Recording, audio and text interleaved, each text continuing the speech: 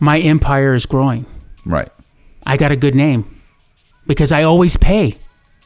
I never owe. You need to get this money. Right. Because I don't mind getting 15 grand taken. I can't have 50, 60 grand taken. In the drug world, when you got girls, you got a flock. So we're going to the casino 5 nights a week. I'm picking up a girl or 2 or 3. And I would tell the girls, if your friend comes, we're going to have sex. You ain't got an interview like this, bro. You ain't got no interview like this because you're going to get the dirty. When you're a user and you get busted, you ain't got your head right yet. Right. And you stumble and you make mistakes. I didn't make those mistakes. They take me to the room, set me down, and there's a recorder right there.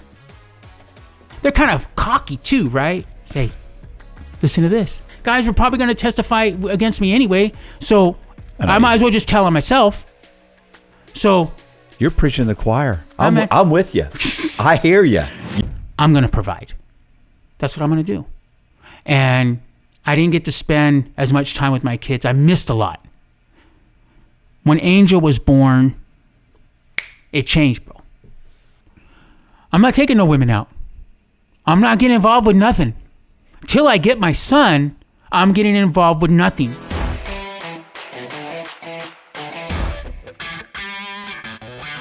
Hey, this is Matt Cox, and I'm here with John Rodriguez. We're going to be hearing his crime story and also about his son. I appreciate you coming on. Thank you. It's good to be here. So let's, we talked a little bit about, we've talked about the story, and let's just start at the beginning. Like, where were you born? Your family, parents, brothers, sisters? Okay, sure. I don't have any brothers or sisters. I'm an only child. I was born in Castro Valley, California. My mom and dad were married for 5 years, got a divorce. And then me and my mom eventually moved to LA, and my dad stayed in Hayward, Castro Valley area. So At that time, I got to see my dad in the summer. Right. I was probably second grade. Yeah, second grade. What did they do?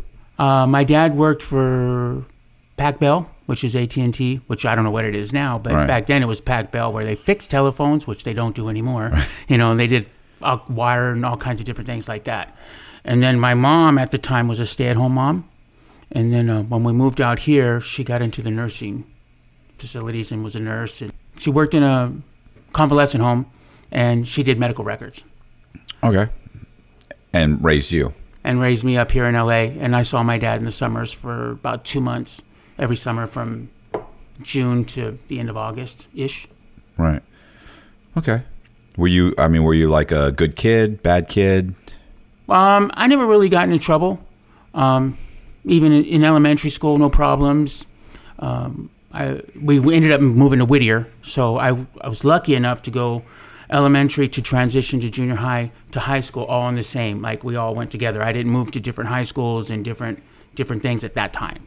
So, So we get to Whittier, and we're living with my grandma because we're trying to get our feet together and get everything together. And then we ended up renting a house next door. So I lived right next door to my grandma, which I was very close with. Yeah. So rest in peace. Charlotte, which my daughter's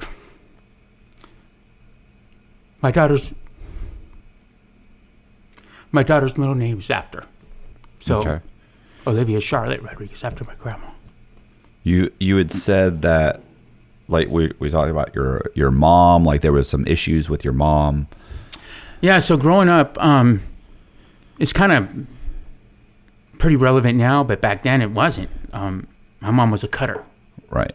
So from the age of, as early as I can remember, probably 5 or 6, up until 25, probably 22, I'd say she probably cut herself 25 times, went to the hospital 6 times. And she was an alcoholic.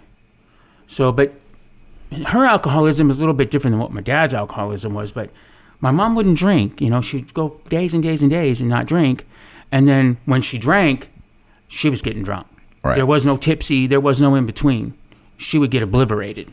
Right. And I think my mom had some type of schizophrenic and stuff, because back then we didn't know anything about it. But looking back now, you're like, yeah, that wasn't right. Right. So, I'm 6 years old. My mom's cutting herself. She's on the couch drunk, and I'm seeing blood. Right. I got problems. Yeah. I got no one to turn to. I'm by myself. I'm the only child. So I had to deal with that all my life until I think she stopped at 25. And she was cutting, which we'll get into, but she was cutting herself way before that. But I didn't know that until I was in my 20s when I found out, wait a minute, my dad knew she was a cutter? I didn't know that then. I was gonna say, like, it's like, obviously I've read a bunch of stories. Like, there's a story about a guy named Frank Amadeo. Like, he was hospitalized several times, and like they couldn't quite understand that he had, that, like they didn't really know what bipolar was, and he had features of schizophrenia. So it's like, what I'm saying, like mental illness back in like the 70s and 80s, like people don't realize now, like kids or younger people don't realize now that back in the 70s and 80s, they didn't talk about it, they didn't admit to it, it wasn't regularly diagnosed, it wasn't taught that much. So you just you just have to suffer through it. It was a different time, because I sat there and as I got older, I sat there and wondered, like, why didn't I go live with my dad? My mom's got problems. Yeah. I say this, like, I wasn't raised, I survived. Right. And which we'll get into probably periodically through this podcast, I'm not trying to be arrogant, which we talked about. I'm just keeping it 100. I'm keeping it the truth. It is what it is. People can say whatever they want. But my looks was my medication. Right. I was fortunate to be very good looking my whole life, and having girlfriends from probably 12 years old. Right. I didn't need to do drugs. I didn't need to get in trouble. I wasn't a troublemaker because I had girls. And with that, what's my trouble? Yeah, that's your addiction. That's your retreat. Yeah, that was my comfort. It's like, hey, I know it's comfort for all men, but for me, it was like, I didn't need to do bad stuff. I didn't need to get in trouble because I had multiple girlfriends at 12, 13, 14. But once I hit 15, 16, it was over. I had car, a little bit of money, right, girls. It was good times. Yeah. It beats not riding your bike to their house. No. Yeah. No. Meeting them at the mall. You had to call them because you didn't have a cell phone. Mom and dad. But once I hit 16 and got the car, it was all good. It's all good. Right. Were you doing anything, like you weren't at 16, 17, you were just going to high school, not like committing crimes? Or? No crimes. Going to high school. Smoked a little weed when I was probably 14, right, which my best friend, Jim Federico, right? So he's the one which we'll get into later that had drug problems, right?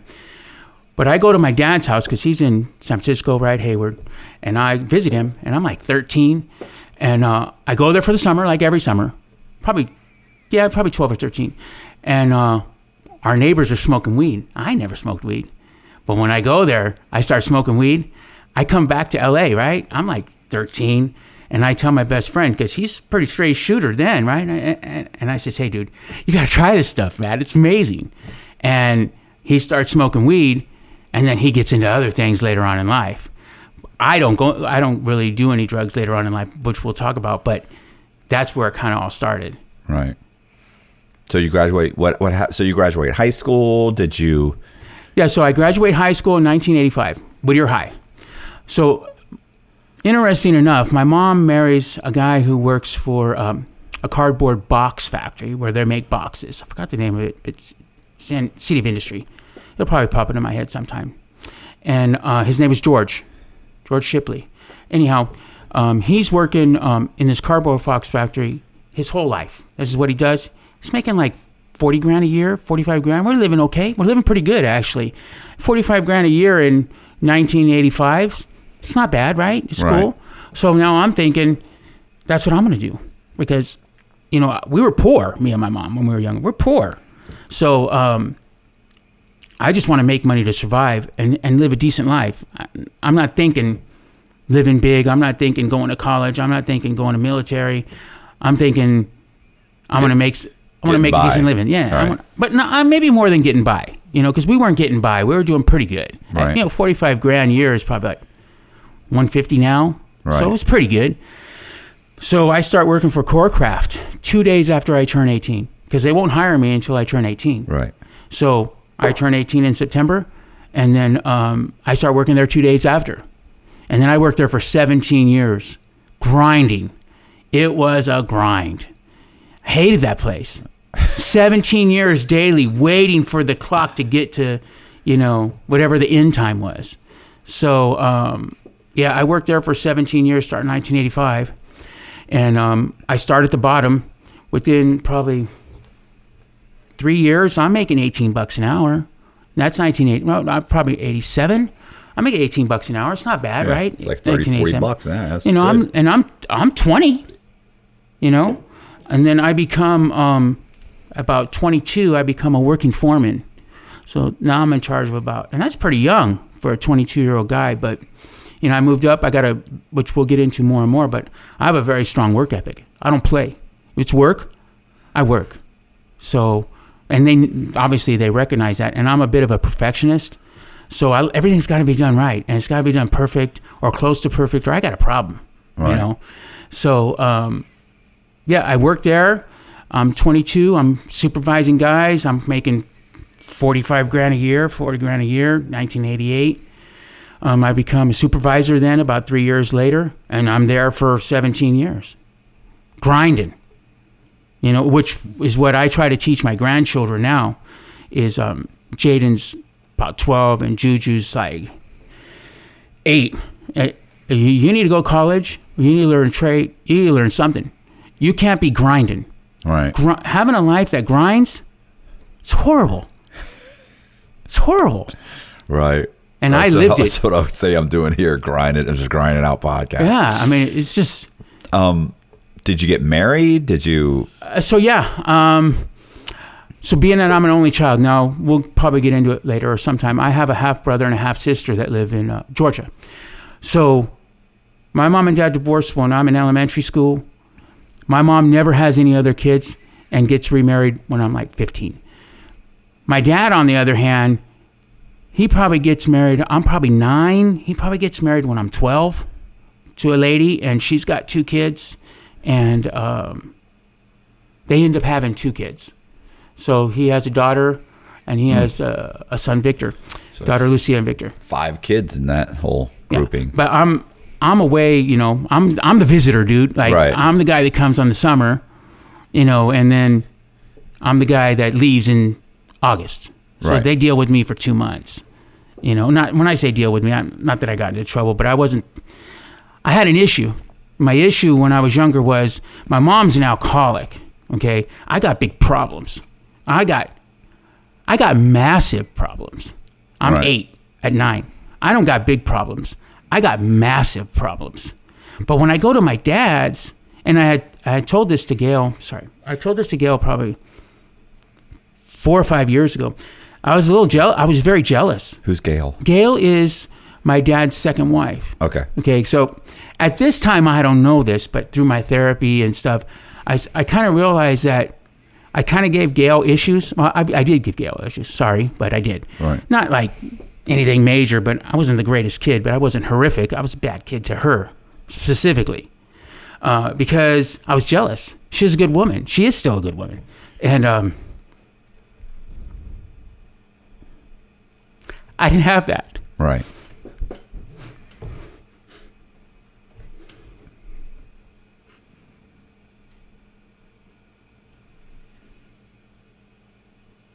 You good? Yeah. It's okay. Just take your time. Yeah.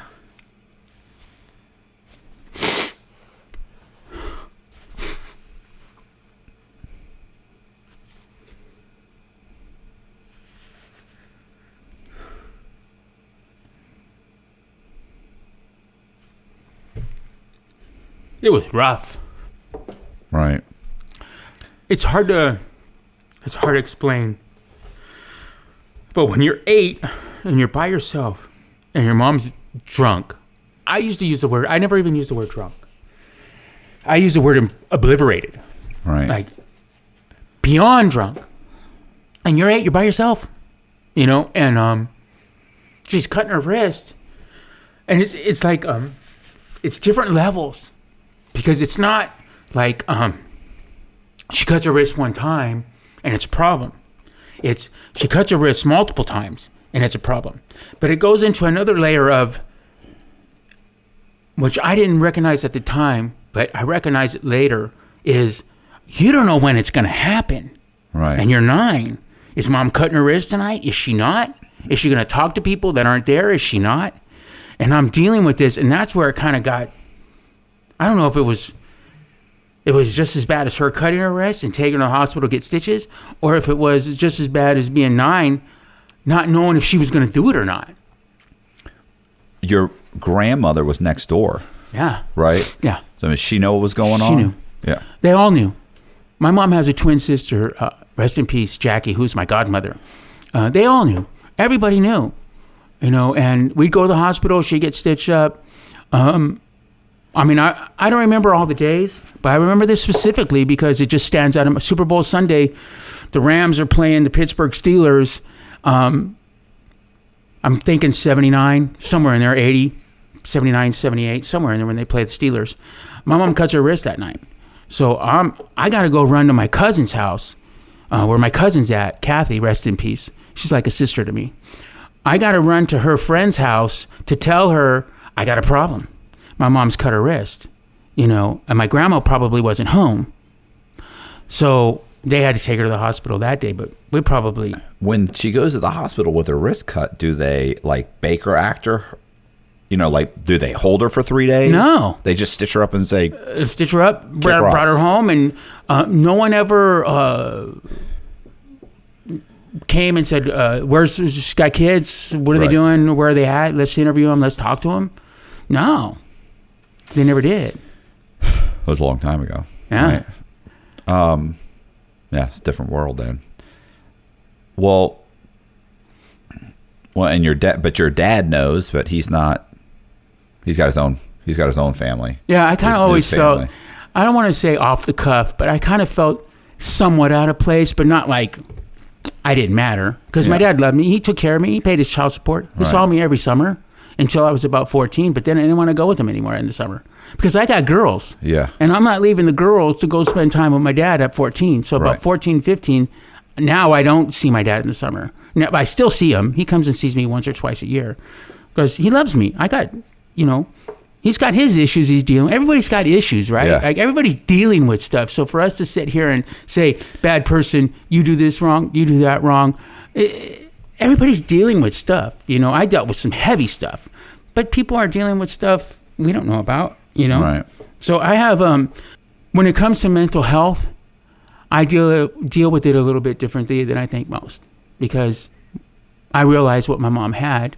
Maybe if she'd have been diagnosed, but alcoholism, what is that going to do? So, well, you go to AA, you can get help. There's support. Like people don't realize back in the 70s and 80s, like there wasn't like a huge amount of awareness. And I think it was frowned upon when my dad in the 70s went to the doctor and explained that he would drink, and then he would basically drink until he couldn't stop drinking, and it would go on for a week straight, and he would miss work, and then he'd wake up and get sober and wouldn't drink again for 6 months. The doctor said, "You're an alcoholic." He almost got into a fist fight with him. He said, "You're an alcoholic." He goes, "You're you're an alcoholic." He said, "You're just not a functioning alcoholic. You don't go home every night and drink and you're okay the next morning." He's like, "You drink too." And I forget what the term that they use, but like you said, he drinks till he basically blacks out, and then he's sober for weeks on end. Yeah. But the term alcoholic was such a huge insult. My mom said literally they almost got into a fist fight in the middle of the patient room because my dad starts screaming at him. They start yelling at each other back and forth. Two grown men in the 70s. They're ready to macho. Come to start fighting, and so he but I mean that's the whole thing. Like now, if you said you're an alcoholic, you might be like, no, it wouldn't be a fist fight. Yeah. But back then it was so frowned on. Yeah. Right. Yeah. Right. But back then the idea of it, you're ready to start swinging. Yeah. And my dad wasn't a fighter, but I mean, that's like this people don't even understand. Like if you're in your 30s now and you hear that, you're like, oh, didn't he understand that? Stop, bro. It's a different world in the 70s and 80s than it is now. Nobody cared about your feelings back then. Yeah. It was way different. I mean, it's just different. That's why it's just like she's cutting her wrist over and over again. Over again. And they're not hospitalizing her. They're not sending out a social worker to see how her child's doing. Like, none of that existed. And if it did, like, it would have to be horrific for them to actually come out and see you. The neighbors would have to be calling. You'd have to be being beaten in sight of everybody for them to come out. They wouldn't even consider that abuse. No. Well, she's cutting herself. I think you're Mad Men. There's a little snippet in Mad Men when they're in the 50s, right? Have you seen Mad Men? Yeah. Well, one of the guys slaps the kid, for misbehaving at a picnic or something. Right. And in the 50s, I guess that's what they did. That was the neighbor. Yeah. You couldn't do that now. But that was, back then, you had to be nice to your neighbors. Like, now you don't touch my What about getting spankings in elementary school? Yeah. Back then, you get a SWAT. I never got a SWAT, but you get a SWAT in elementary school. Yeah, I was spanked. Yeah. I was spanked multiple times. Do that now. Yeah. Come on, do that right now. Your kid, Johnny, is in elementary school, and he goes home and he tells his mom, hey, the principal used a wooden stick, and he spanked me for misbehaving. What happens now? What happens now? Now you go home and get spanked too. Using forgeries and bogus identities, Matthew B. Cox, one of the most ingenious con men in history, built America's biggest banks out of millions. Despite numerous encounters with bank security, state, and federal authorities, Cox narrowly, and quite luckily, avoided capture for years. Eventually, he topped the U.S. Secret Service's most wanted list and led the U.S. Marshals, FBI, and Secret Service on a 3-year chase, while jet-setting around the world with his attractive female accomplices. Cox has been declared one of the most prolific mortgage fraud con artists of all time by CNBC's American Greed. Bloomberg Businessweek called him the mortgage industry's worst nightmare, while Dateline NBC described Cox as a gifted forger and silver-tongued liar. Playboy magazine proclaimed his scam was real estate fraud, and he was the best. Shark in the Housing Pool is Cox's exhilarating first-person account of his stranger-than-fiction story. Available now on Amazon and Audible. Yeah, I was thinking my sister would scream at my dad and say, "I'm gonna call," because both my sisters and my brother were adopted, and then my mom went in for a hysterectomy, and they found out she was pregnant with me. I think I heard that in one of the podcasts. Yeah. So, but my one sister, she was a problem. She used to, she'd scream and she'd say, "I'm gonna go find my real parents," and my dad would say, "Your real parents gave you up. Yeah. Your real parents already decided they don't want you." I mean, just like, you wouldn't say that to a kid now. Like, that's brutal, They already, or she'd say, she'd say, "You only adopted us. You only adopted me so you'd have a slave." And he would say, and she'd go, "I'm going to call social services." And he'd go, "Call them. Yeah. Call them. Here's the phone. Go live in the projects." He said, "You'll be begging to come back here." I mean, this is brutal. You wouldn't say that now. Now No. people would be like, "That's horrible. You can't talk to your child like that." Psst. You're doing damage. It's damage. It's emotionally damaging. Yeah. Okay, she was emotionally damaged anyway. So let me comment on what you said when you said you want me to send you back. So I dealt with some issues. I dealt with big issues, but when I was about 12, when I was at my dad's house, because my mom would always tell me, "You want to go live with your dad? You want to go live with your dad?" And I'm like, "Shit, no, I don't want to go live with my dad." And then when I was at my dad's house, and I didn't really get into trouble, and I think they're gonna when they see this podcast, I didn't get in trouble, but me and my stepbrother and stepbrother, we got into some type of trouble. We were sent to our room, and then we made some noise in the room, probably fighting or whatever. And my dad comes in and he tells me, and I'm 12, and this is very traumatic for me, pivotal point in my life, where my dad tells me, "Do you want to go live with your mom? You want me to send you back to your mom's?"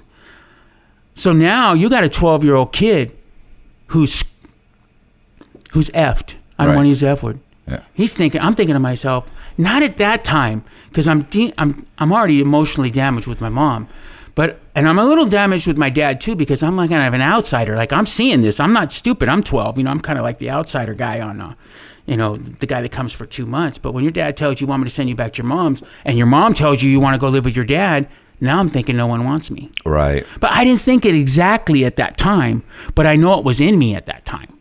You know, because I did a lot of therapy, you know, and I started piecing things together later in life. Right. In my 20s. But having that being said to me at 12, and I'm not a bad kid. I'm not getting into trouble. I never got suspended from school. Right. I had one meeting in high school with one of the teachers, the auto shop teacher, but I never got suspended.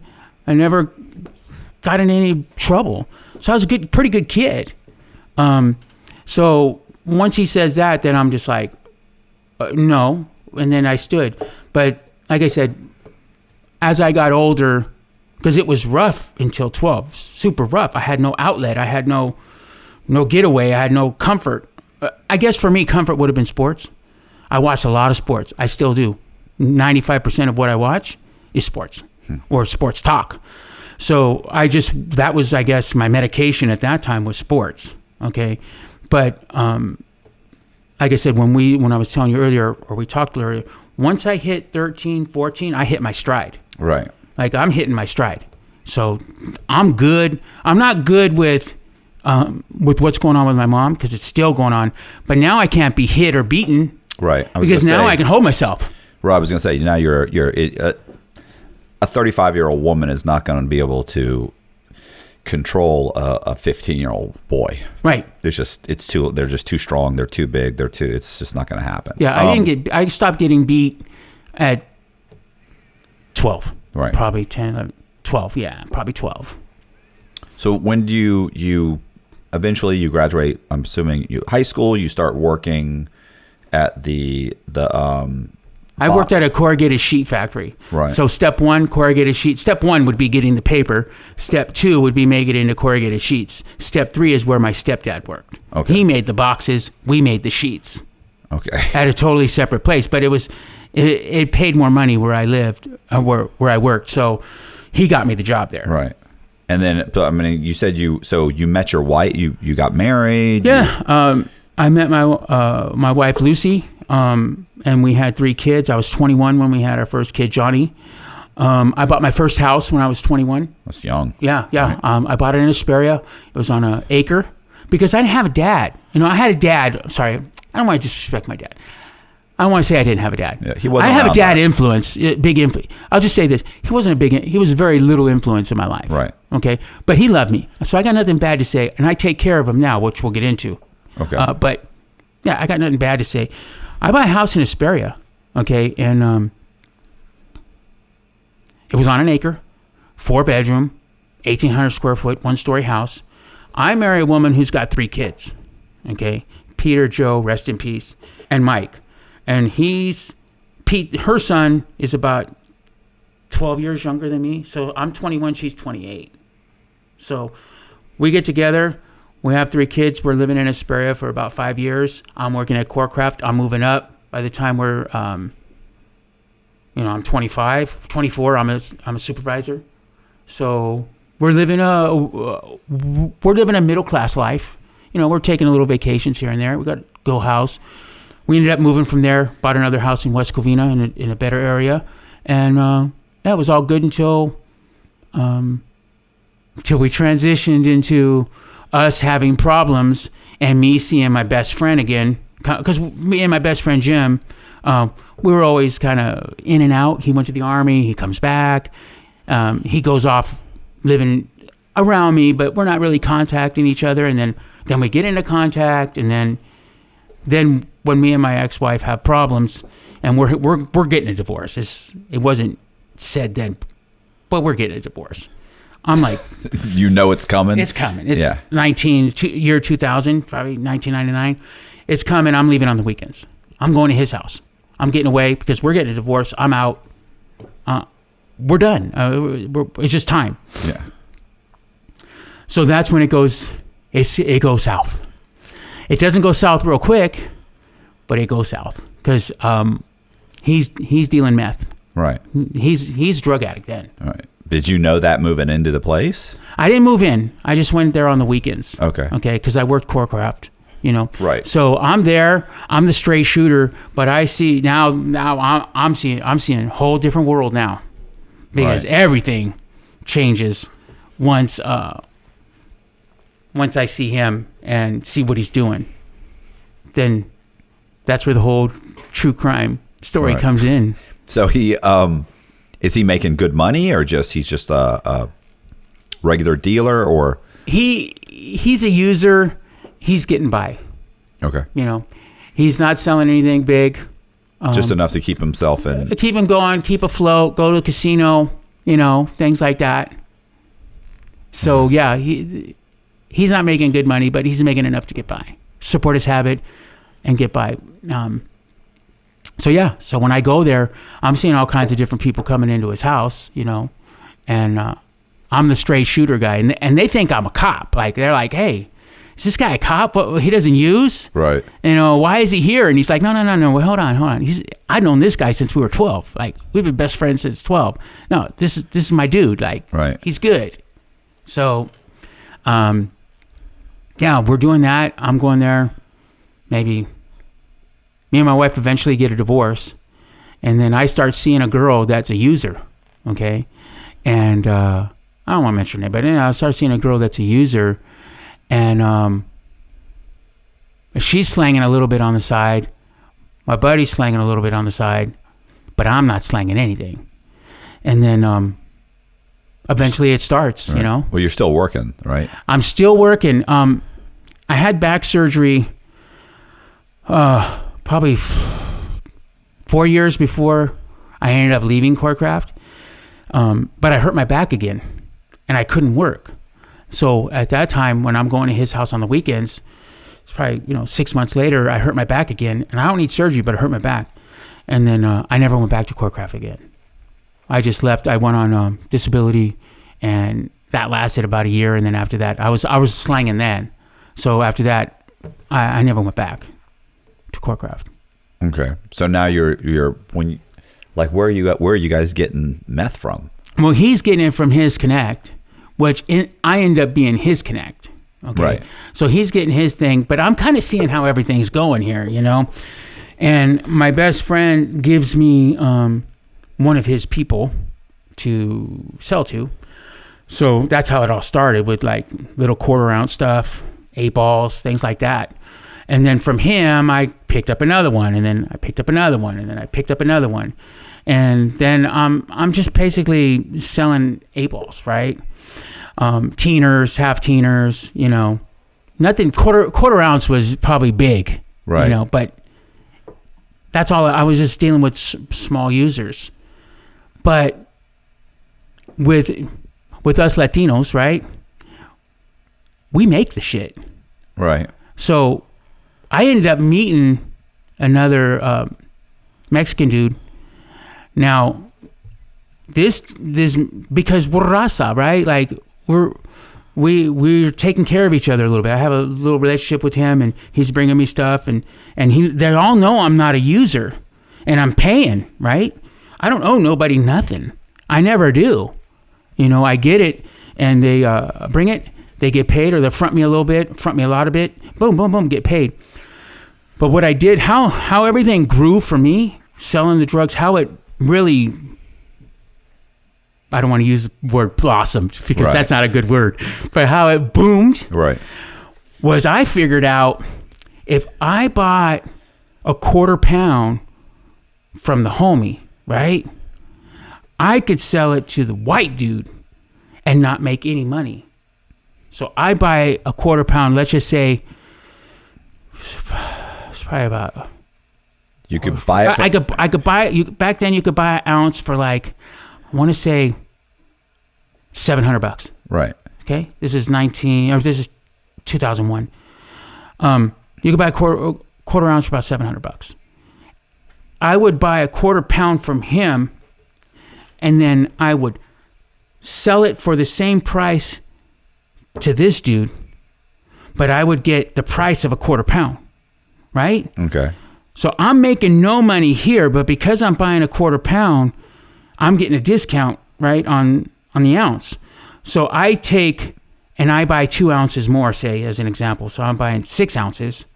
I'm selling this guy a quarter, 4 of the 6, but now I'm getting the $600 price. I'm not paying, or $550 price because I bought 6 of them. Right. I'm making no money with him, but now I'm getting my ounces at $550. Right.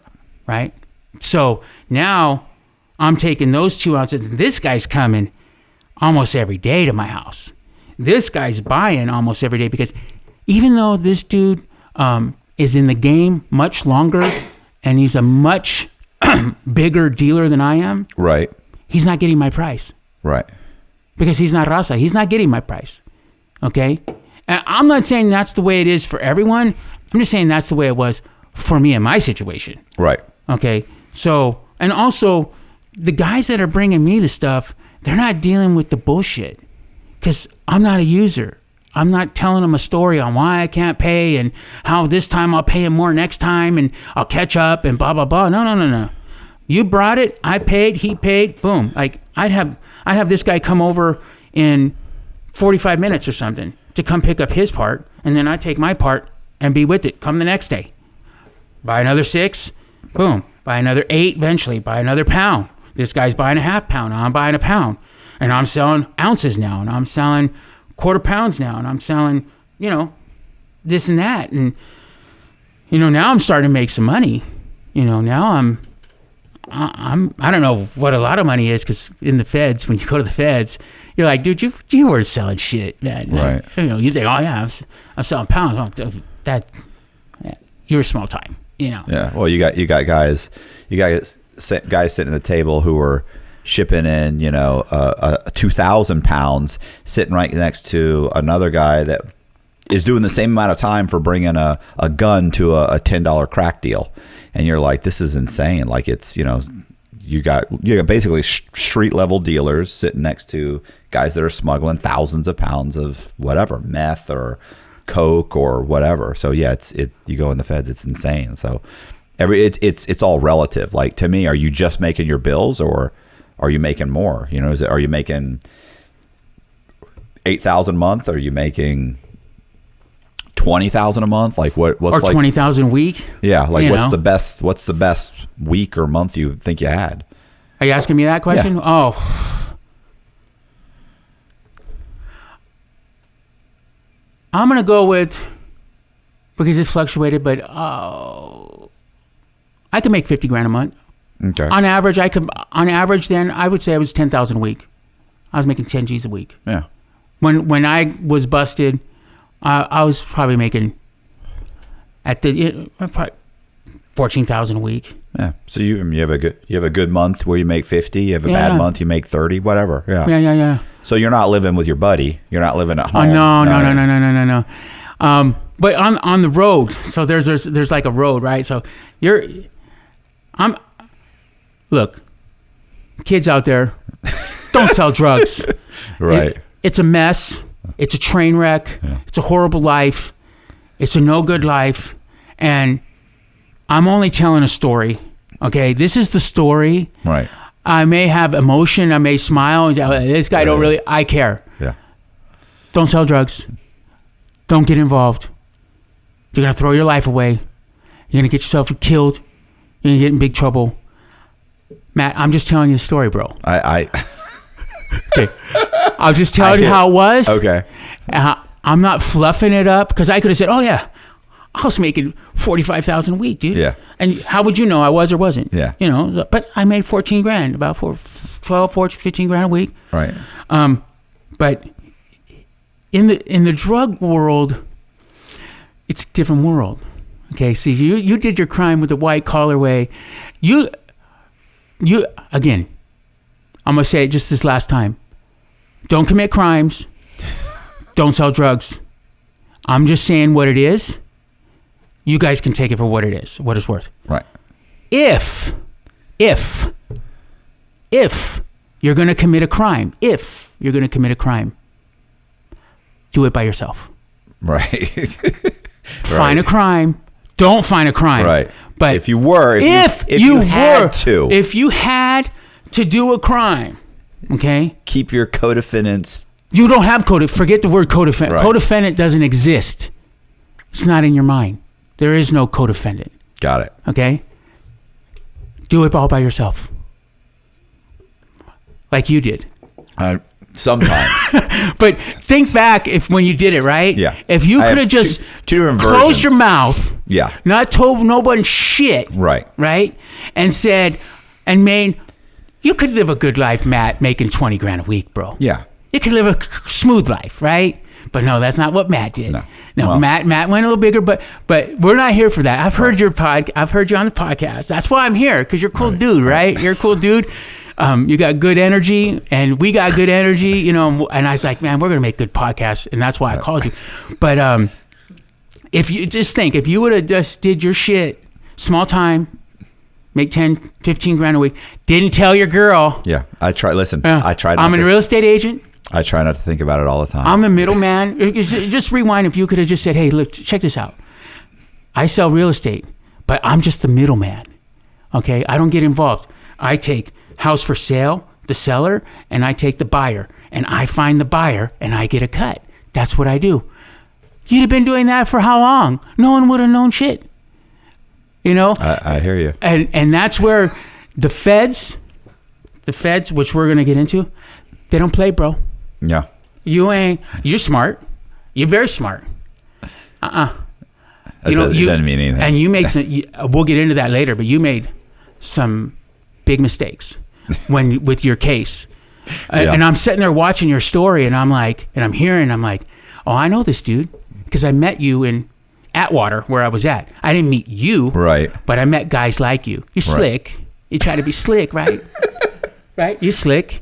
You know what's up? What? You know how to go play. You think you know how to play the game with the feds, at least in the beginning. Am I right? And I'm not downing you. You didn't know. Yeah. See, no. I didn't get bail. So I learned the game. Yeah. Okay. I didn't get bail. Then you should have known. Like, dude, you better roll over, bro. Like, You better roll over. I did You're roll done, over. bro. You got too much time. You didn't roll over right.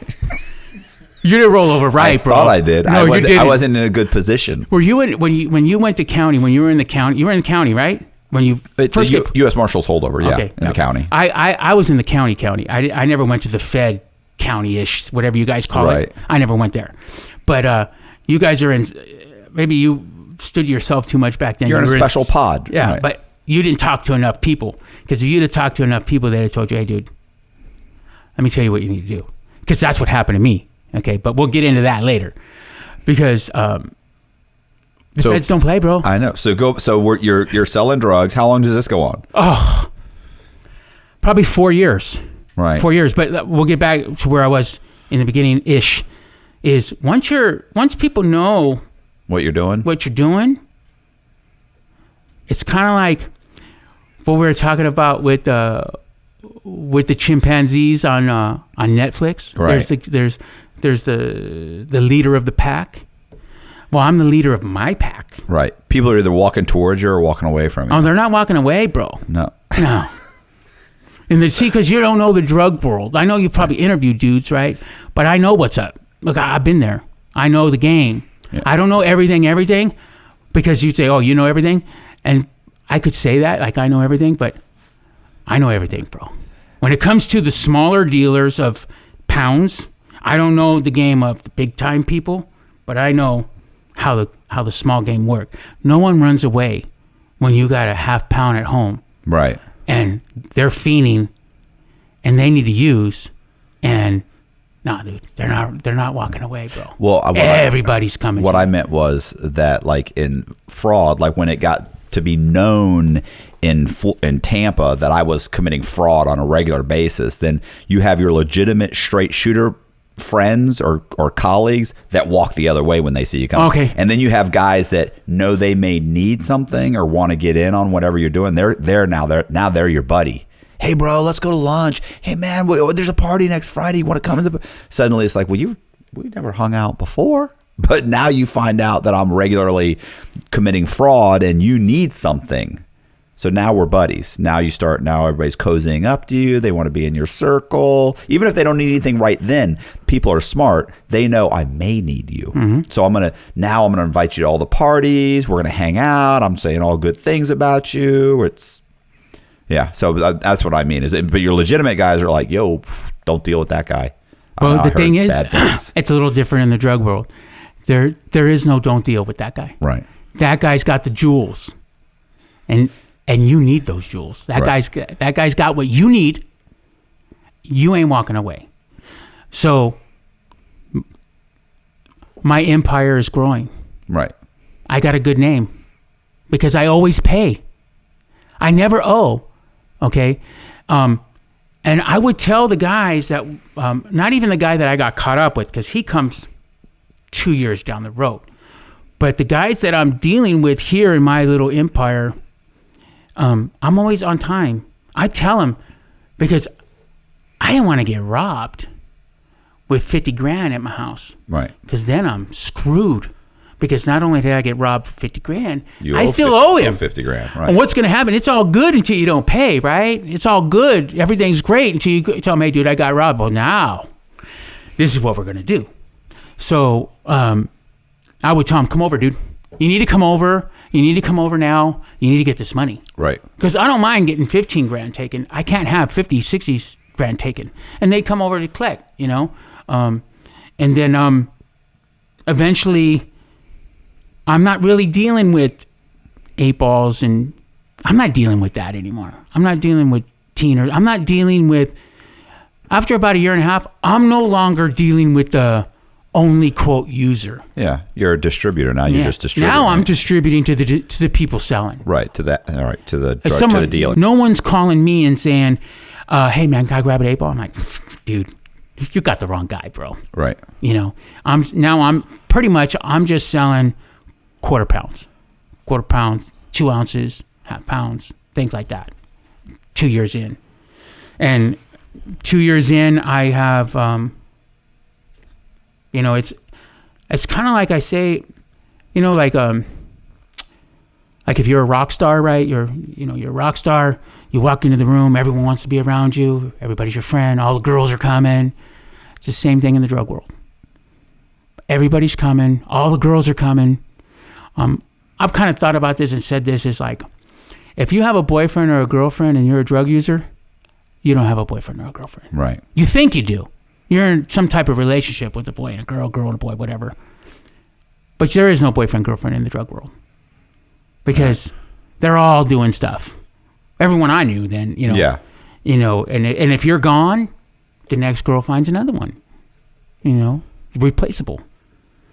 So that's kind of what I'm doing. I got my own place. We're a year and a half in, and I meet this girl, Jennifer, right? Jennifer ends up being the baby's mama to the son, you know, the focus of the story's on, but she ends up, I end up getting her pregnant. But mind you, you know, up until I was selling drugs, I'm a straight shooter, right? Like, I'm just a regular dude. And, you know, I'm working. But when a year in of selling drugs, now I'm getting all kinds of girls. Like, when I talked in high school about having girls, I got girls. In the drug world, when you got girls, you got a flock. Right. And it ain't one or two. Like, I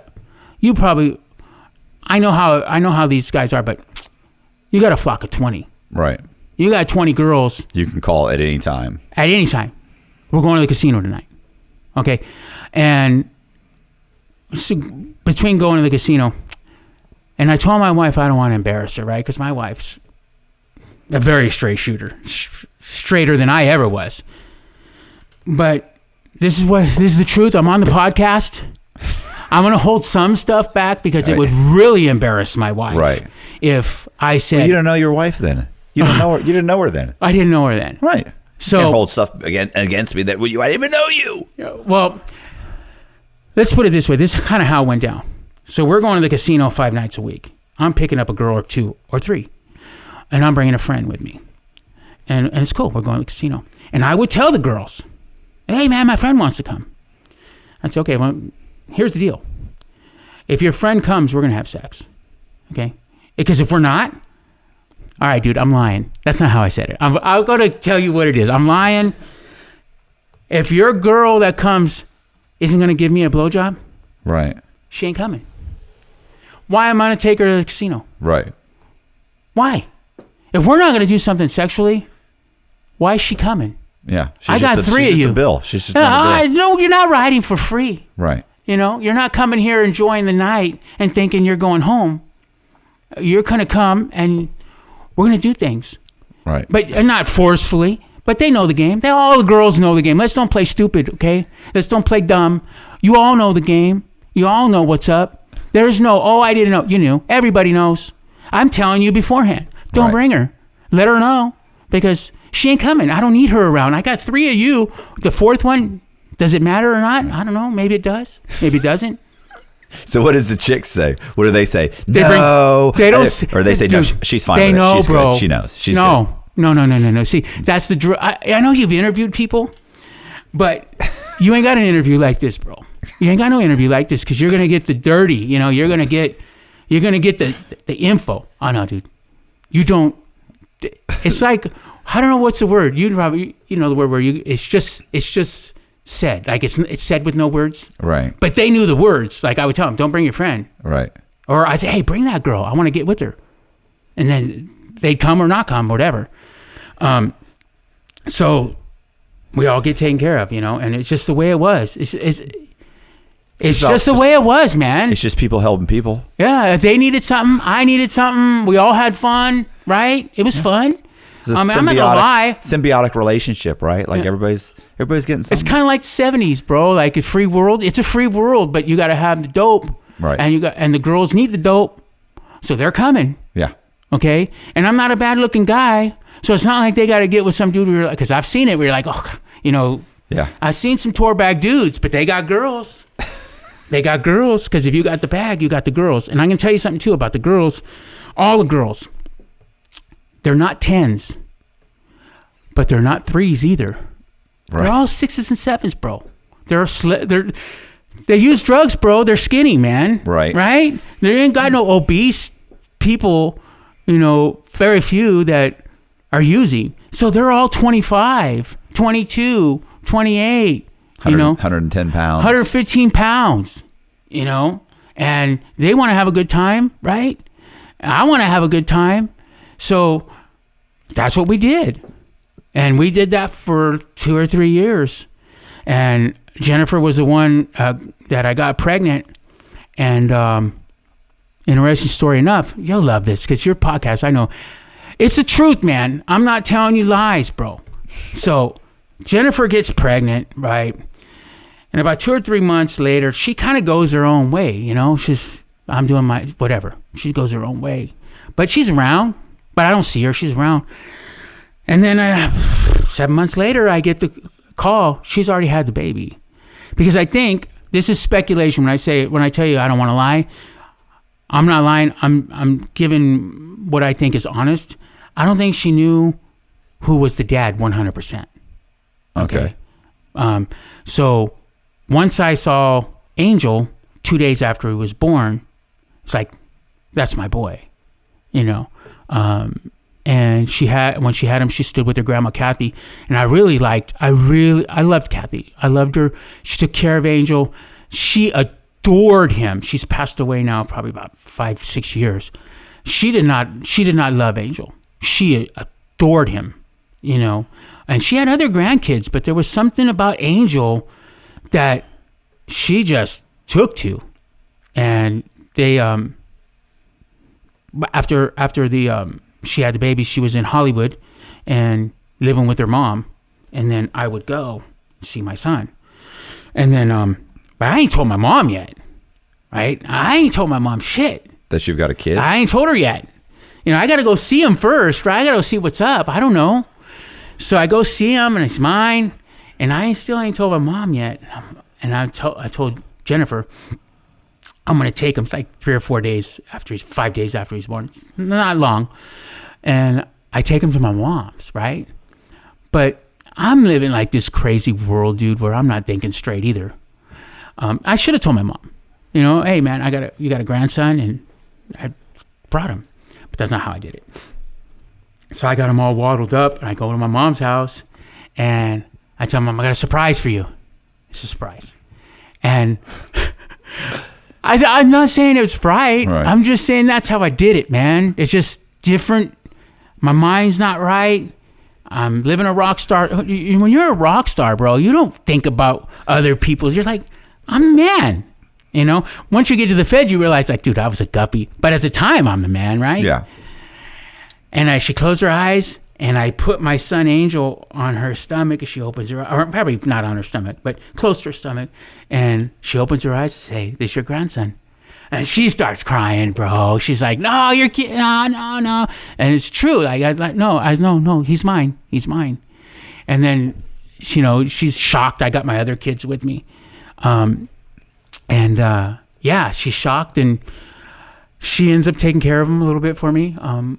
You know, when in the beginning. So after that, you know, I take him back, and now I worked hard all my life, bro. I worked in a warehouse, man, 17 years. I grew up without a father. I was kind of poor as a child, not a lot of money, and I wanted. We're not going without, bro. Okay, I work hard. My dad had 10 brothers. My uncle Leo was like the shot caller mafia boss. He's the oldest guy. I didn't know him well. He said, you got to work, man. Like, don't go get you no job. This is 14. Don't get you no job behind the desk. You need to go work. And they all worked the fields, bro. All my dad, they all worked the fields when they were young. Busted their ass. And I've always been a worker because I didn't want to be poor. But I made I don't want to use the word track. I made bad mistake because I missed out a lot on my kids, Johnny, Frank, and Olivia. I missed out on a lot because I worked a lot. You know, I started selling drugs when my oldest was 13, and then Frank was 12, Olivia's 9, something like that. What does their mother think you're doing at this point? She knows you don't work at the factory. Oh, she knows, bro. Okay. She knows. I'm not going to go into it, but I'm going to say this. She knows. Okay. My crimey was her middle child, Joe. She knew. So Joe was my driver. Her crimey? My crimey. I What's a said my crimey? mistake. Well, we got into a conspiracy, so he was part of my conspiracy, my stepson. He was my crimey. We did dirt together. Like you didn't use that in the Fed? No, you're like your co-defendant. No. Co-defendant. Okay. You never heard of crimey? No. Now you know. Okay. So she knew. Right. But she knew I didn't use drugs. Right. Right. So I was giving her money. And she took care of my kids. I took care of my kids, you know. But back to what I was saying, I just worked a lot because I didn't have a dad in my life. I need to provide for my family. Right. I do that today, which we'll get into. Provide for my family. I'm working hard. I'm living in Hesperia, and I know you don't know Hesperia, but I'll tell you, I'm living in Hesperia because I bought my house. It's the outskirts of Inland Empire, and I'm working 75 miles away. Right. Okay, so I'm driving 150 miles a day to go to work, and I'm working 10, 12 hours a day in this warehouse. At least I did for 5 years while they were little, and but I had to provide for my family. And then we moved back down closer to where I worked, but I missed out a lot. And I regret that because I was too focused on work. Because my thought process then was, my wife's going to stay at home. She worked part-time. She's going to stay at home. She's going to take care of the kids. I'm going to provide. That's what I'm going to do. And I didn't get to spend as much time with my kids. I missed a lot. When Angel was born, it changed, bro. It changed because now I'm going to be a part of his life that I wasn't with my other three. Right. I was a part of their life. Yeah. You're going to put more. I understand. You know, because I'm going to keep it 100. When we got a divorce, when me and my wife got a divorce, my kids wanted to go with their mom. Cool. Right. It is what it is, right? Obviously, it hurt me, right? Yeah. They came with me. They were with me like half the time until I started slanging. And then me and my ex-wife, we lived within a mile and a half. Because where they moved, I'd kind of move so I could be around them. But when Angel was born, it's different. When Angel was born, I was, 19? Say 20, say he's 20. 35? Right. He's 30. I'm 34. And my youngest daughter at the time's like 13. So I didn't think I was going to have another one. So, boom. He's here, and I'm taking care of him, and I'm doing my thing, and he comes to my house on the weekends, and I have one of my girls. I had two girlfriends. Right. Two, what I would consider girlfriends, but in the drug game, Yeah. they weren't girlfriends. But at the time, they're girlfriends. They're as close as you're going to get. They're as close as we're going to get. I don't want to say their names because I don't want to put it out there. But Because they're both congressmen now. They're identical twins. Okay. They're identical twins. Like, I could tell them apart.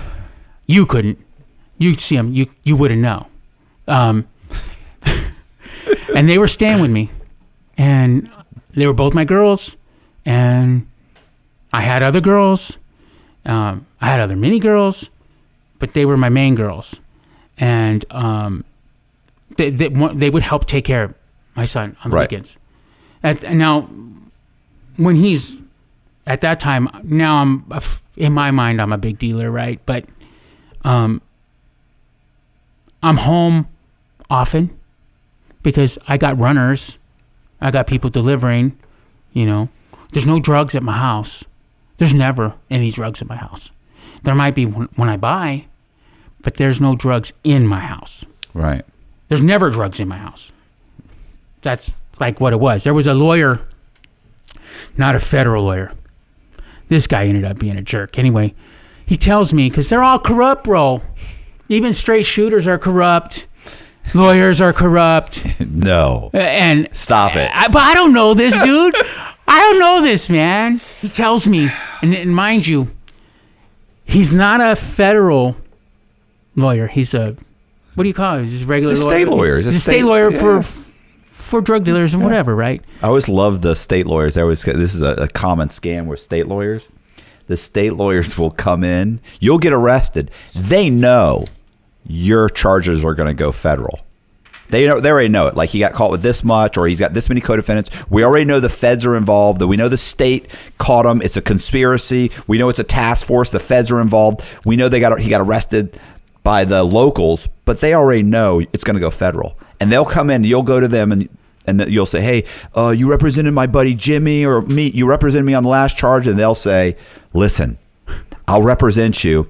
It's $20,000, but if it goes federal, I can't. You'll have to get another lawyer." And you think, "Oh, it's not going to go federal," because you don't know. You've been arrested twice, or your buddies have been arrested. Nobody's gone to Fed prison yet. Right. Because you're small time. Right. You think you're small time. You don't realize, well, you've got 30 conspirators, and the feds were involved, and the DEA was involved. But you're thinking, you don't realize that means. So they always say, so look, if it's state, right, like, how much did you get caught? Oh, okay, you didn't get caught with tons or anything. No, I did. They only got me with like half a pound. You're like, okay, it's probably not even going to go federal. So I'll represent you $20,000 down. But if it goes federal, of course, I can't do anything. Like, you'll have to get a federal defense attorney. And they immediately, you say, oh, okay, yeah, no, but it's not going to go federal. It'll never go federal. It's fine. They already know there's a 95% going federal. So what do they do? That's just a cash grab. I get to keep the 20. Oh, that 20's gone. We'll give me 20 back. No, you signed this paper saying you don't get the 20 back. That's or if you're a big retainer. enough dealer, 20 grand isn't nothing anyway. Right. So you just give him 20 grand because he says he's going to help you. But they're all leeches anyway. Yeah. Anywhere from the bottom of the user that wants $10 worth up into the high time attorney. Yeah. They're all leeches. You're a money bag for everyone, right? Right. And so, where does the lawyer think you're getting that money anyway? Where does he think some guy who just got arrested for drugs? This dude knew what I was doing. Knows. He knew what I was doing. They all know. They know it's drug money, or they know it's fraud money. They know it's something. No, he knew it was drug money because he told me, because I don't even want to mention his name. He's dead now. Anyhow, he told me if they never caught me with anything, I would never go to jail. What an idiot. That's just dumb. That's what he told me. Yeah. So now in my mind, I'm like, I'm cool because now I don't never have anything at my house. And this is what I'm thinking when I finally get busted, which we'll get into later. But this is what I'm thinking when I got busted. They got shit on me, man. Yeah. But the feds, they don't have to have it on you, bro. There doesn't have to. Nobody really, I've seen cases where nobody got caught with anything, but they start rolling over on each other. What are you going to do? I'm going to go to jail and 3 guys are going to fucking testify against me and I wasn't caught with anything. They weren't caught with anything, but they're all going to roll over on me. And there's no drugs in evidence anywhere. Maybe a small amount somewhere. And they're charging you with fucking 10 kilos. And you're like, there's no drugs. I wasn't caught. They weren't caught. Some other guy was caught. They add the shit up. You know, they add the shit up. How long you been doing this? 10 years. Yeah, we got 150 pounds. You can get up to 88 years and blah, blah, blah. Yeah. So, I... Ghost dope. This is where not getting, which we'll get into, not getting bail helped me tremendously. Right. But not getting bail when I didn't get bail, I'm thinking I'm screwed. Like, come on, man. Dad, help me out here, dude. Right. But mind you, when I tell you in the story, my dad had 10 brothers. He was number 9, second to the youngest. And they were all fruit pickers in Central California. Right. We're jumping all over. Let's go back to the 2 girlfriends are taking care of Angel. The 2 girlfriends are taking care of Angel. Okay. So months are going by, few months, and I'm on my way to pick up Angel one night, and I get this phone call from my aunt, Sharon. She rest in peace, my mom's half sister. And she said, your mom's in the hospital. You need to go. Like, it's a big problem. I don't remember exactly what she said, but... Did you immediately think it was cutting? Or just... No, because that cutting, I said, kind of ended about 25-ish. Wasn't like that. And to be honest with you, at that time, I didn't think it was suicidal at all. Okay. It didn't enter my mind, suicide. I think she said she might have had a heart attack. Okay. So I remember I'm on my way to go get Angel in Hollywood. And my mom lives in Anaheim, which is 50 miles away. Boom, I beeline it, turn around and go. And my mom has had a heart attack. And when I get there at the hospital,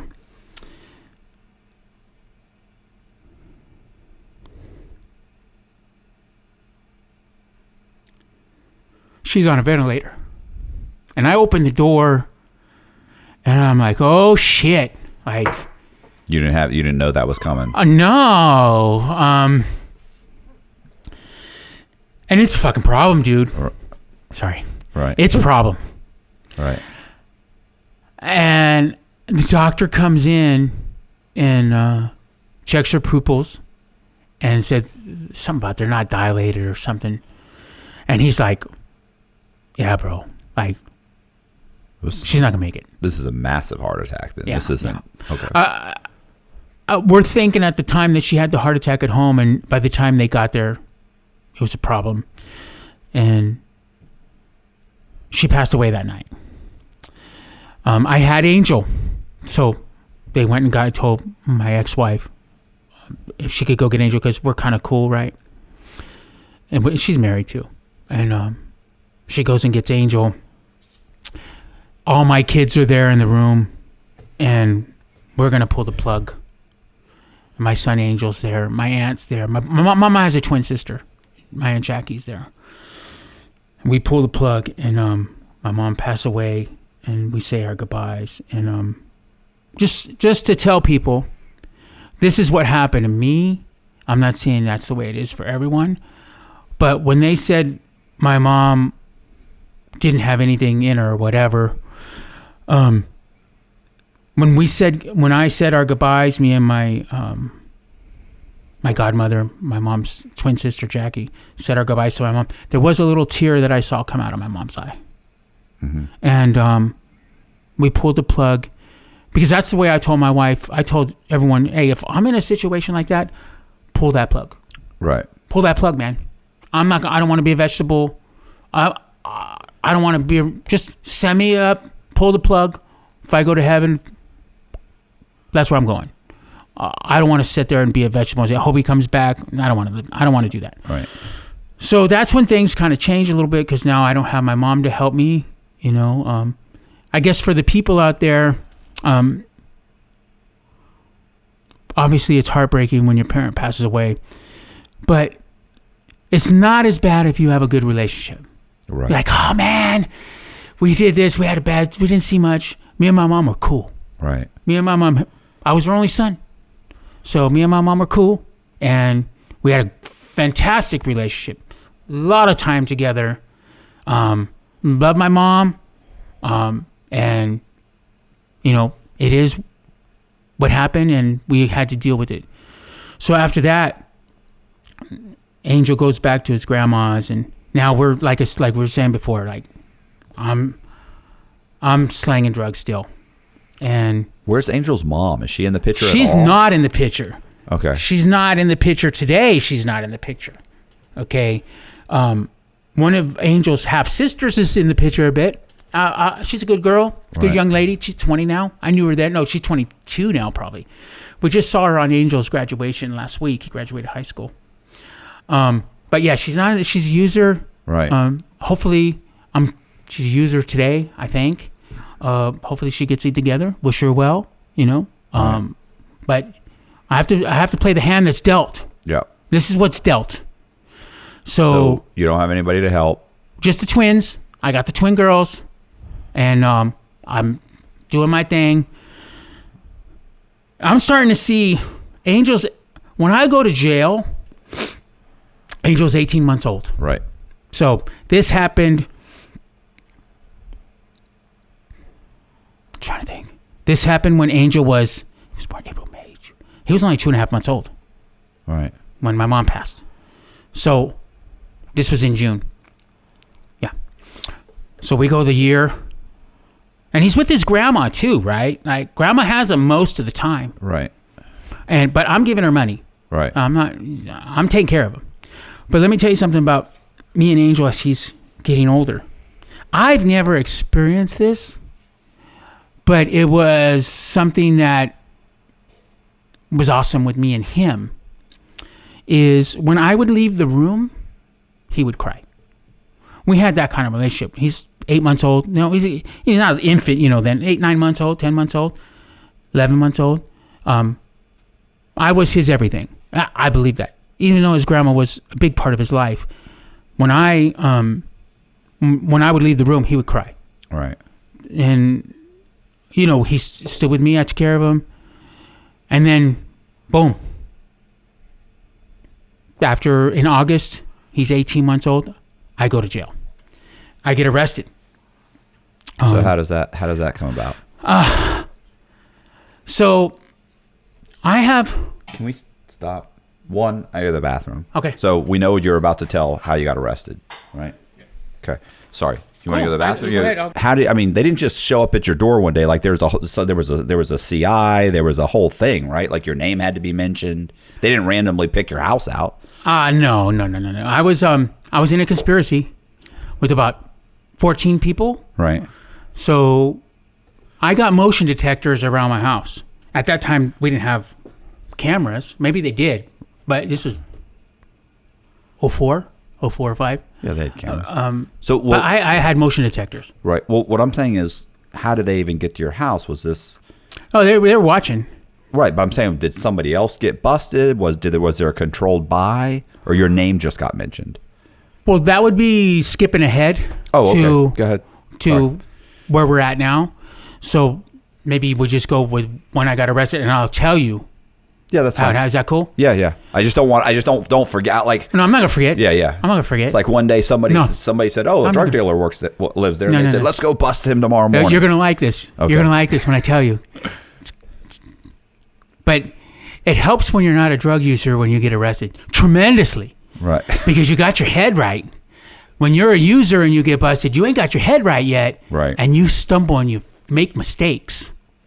I didn't make those mistakes. So they come to the door. I hear motion. My alarms beep, beep, beep. They're going off. I'm in bed with one of the twins. But let's rewind with one of the twins. With the twins, I never had them together. So if people are and they're wondering, hey, this dude had identical twins together. No, we were together but separate. Right. that way. There's no menage a trois going on. No. It's a pain in the ass, to be honest. It's, you know what? If you sounds don't, good, but it's just bumpy and awkward. And somebody's left out. No, it just makes memories. It makes good memories. It's like having sex in the shower. It sounds good. When you tell people, when you tell people, hey, dude, having 2 or 3 girls at a time, that was just normal. It wasn't every day, but it wasn't like once every 3 months. Every week, okay? So it's just normal. But normal guys that never had that or wasn't in our world, they're like, holy shit. But believe me, it's a shitty life. So let's get back to where we were at, though. It's a shitty life. You think you're the king, but you're just a piece of shit. So I hear the motion detectors go off. I jump out of bed. I hit the back door, and we have a swimming pool, and then there's a concrete fence about 6 feet high. To get to the neighbors. I mean, you think that they're coming to arrest you? Just like that? I don't know exactly what it is yet. Okay, I just hear motion, and I'm hearing loud banging, like someone's breaking this door down, because I've been around that shit. This isn't a burglar. Not at 7 in the morning. It's not a burglar coming knocking down your door like that. So I'm like, I jump up. I'm in my underwear, no shirt. I hit the back door around the swimming pool to the fence. I'm looking back, and I see a cop with just his head out with the trigger, and I'm like 20 yards away. He goes, don't move. Oh, fuck that. I'm sorry about that. Right. I goes, oh, no, I'm gone. Yeah. Because in my mind now, I don't got anything at the house, bro. I'm thinking I'm getting raided. Okay? Right. I don't know. It's the feds. I think I'm just getting raided. So I'm thinking in my mind at the time, they're going to end up leaving because they ain't going to find nothing. So I'm cool. No reason for you to sit in your underwear and handcuffs. No. So I go hide under a bush, like 4 doors down. I'm under a bush, and I'm just there. And I'm there, and I'm seeing cop cars, bro, circling around, but they ain't seeing me. And again, in my mind, I'm like, hey, they're going to leave because there's nothing there. And then about an hour and a half, I'm guessing approximately an hour and a half later, one of the feds comes up. He goes, if you move, I'll blow your effing head off. Right. That's what he says. And I don't move. And then I get out slowly, and then he cuffs me. We go around to the house. You're still in your underwear? I'm still in my underwear. And they set me on one of the chairs. There's like 10 of them there. And the 2 twins are there. And I don't even really know what they said yet. Because now I'm trying to get my bearings. Because I'm trying to figure out what's going on. Because you ain't found. I know you haven't found anything. Except maybe a pipe for one of the girls. I don't know. But they didn't find anything. And I'm getting arrested or whatever. And I got this badass Harley sitting in my garage, bro. Custom. Badass.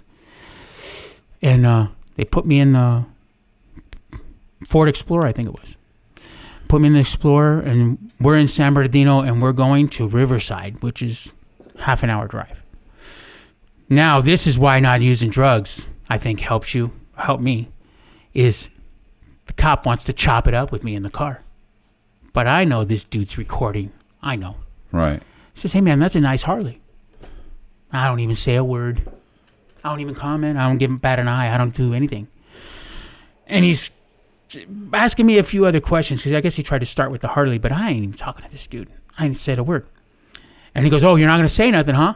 And even when he said, oh, you're not going to say nothing, I didn't say nothing. I'm not saying shit. So they get me to this federal building and take me up the elevator. I got a T-shirt on now, but I'm in my underwear still. Right. They take me up to some office or whatever, and holding cell, but it wasn't prison, something like that. It wasn't even a cell, I don't think. It was like a room. Is it wrong that I want to know, are these boxer briefs or are these... Boxers. Okay, thanks. Boxers. Just for the mental picture. So... All right, so it's not that bad. It's if you want to look at it like that, but these dudes, suits, you know how they wear. They come with me. This is This is where shit starts happening now. Shit starts getting real now. Because right now I'm like, they got nothing, right? They take me to the room, set me down, and there's a recorder right there. They say, hey, they're kind of cocky too, right? Say, listen to this. Click. And it's my voice talking to my Connect, talking about blah, blah, blah. And they only play it for like 15, 20 seconds. Is this a phone call or an in-person? Phone call. Okay. Phone call. Do you have any idea this has been going on? No. Nothing. Okay. No warning. Because I'm going to get to this. I don't know the guy. He just brings me drugs, bro. Right. And I pay him. I don't know his name. I don't know. He's a phone number. I don't know nothing Right. about him, which helped me. But I really don't. I don't know anything about him. I don't know anything about the conspiracy. They stopped the tape. Anything you want to tell us?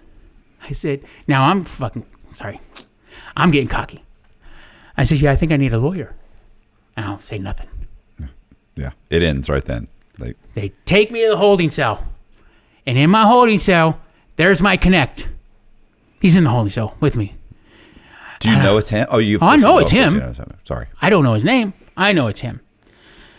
And we're kind of talking a little bit. But see, I'm naive. I've never been arrested, right? I'm naive. What's going on? He could have been wearing a wire. Right. He could have been setting me up because I didn't know the game until I got to, the federal county jail where I'm staying there for 28 months. And I'm hearing the people's stories coming in and out.